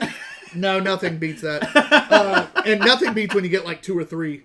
Salty nut rolls. And for those of you In one that day? understand, you'll really. Yeah. That's a lot of salty nut rolls. He has no idea. It's great. I don't. Anyway. I'm gonna go ahead and score first. I can't say less than a 5. I really can't. It's a 5. This is a milk stout, and I'm not the biggest milk stout guy. And I'm a big oatmeal stout guy and a Russian Imperial guy. This is absurd. It's a 5 for me. Matt, you count this time. I am the milk stout guy. I love this beer. I always have not been under impressed with this. This is still a 5 milk stout for me. This thing's amazing. Nice. Because it matters less now because you gave it a 5 as well. I don't like the smokiness to it. Really? I don't care for that flavor. See, I enjoy it. Very, very personal opinion. I enjoy it because it's very subtle and gives it just a little extra. Sure, I understand that perspective of it. I'm at a 4.75, so it's still an excellent Still a 5. fucking beer. Still strong. Yeah, still a 5. Still a 5 I overall. can't fault. But that smokiness is not something I enjoy in Imperial Stouts. So very much personal And opinion it's there. still a 4.75. Yeah, still fucking delicious. Yeah. That tells you right when somebody Yeah, can yeah. literally be like, I don't enjoy this Yeah. flavor in Imperials. That's By only the way, thing it's keeping still it- about this close to I being know. perfect. Only thing keeping away from a 5 is just that smokiness there that I don't care for. So I'm almost happier that you disliked that little bit and then gave it that score because it's such a perfect way to describe this beer. Even if you don't like a flavor in it, it's Yeah. still about as close to perfect still as you that can everything get. else Good. is fucking spot on. It's fantastic. Yeah, It's a 5 out of 5, technically. yeah, that's fine. Yeah, On that's average, yeah. it. That's No problem with that. damn. That's Yeah. a good beer. It's great beer. I'm glad we were able to We had have such great three beer. fives tonight. We did. It's been a long time. Yeah. We've only done that like twice. Yeah. This is It's- cool. It's been a bit. It turned out to be Fourth a good got night. the sake. Yeah, that's true. Yeah. Now, the important part of all of that, what's your beer of the night, Matt? Suffer. It's not even a debate. Like Yeah. I think you've chosen coconut beers 2 weeks in a row. the By the way, I just want to point that out. the Bourbon County was really good. I love my ale Song Rhino, but that Suffer was a whole different level of These just two. beer. Like compared to everything I've had in my mouth, like that thing. All the cocks. Love the way you said that. Yeah, that thing is just so far up there. Yeah. Smell with Smell. you. Suffer. I mean, that seriously was a experience. That was incredible. If you take the 3 5s that we had this week Yeah. if you compare any of them to most weeks, they win. Especially Bourbon easily. County and Suffer. Those two, I think you could Easily. compare to any other week. And if they don't win, it's by fucking nut hair. Like, Short and it's- curly. I have to agree it's Suffer. Yeah. But it and Bourbon County, you couldn't be closer for me between 2 5s on which one surprised me more and was better. I knew this would be amazing. I knew Suffer would be amazing. It's a barley wine by Anchorage. But with that coconut being the way it was and being unique and still, it has to be a 5. It has to be the beer of the night. It is absurdly good.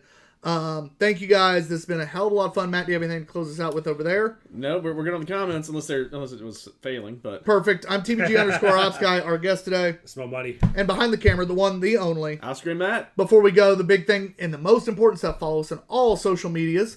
Follow us on the Two Beerded Guys Drunken Movie Reviews, wherever you listen to your podcasts.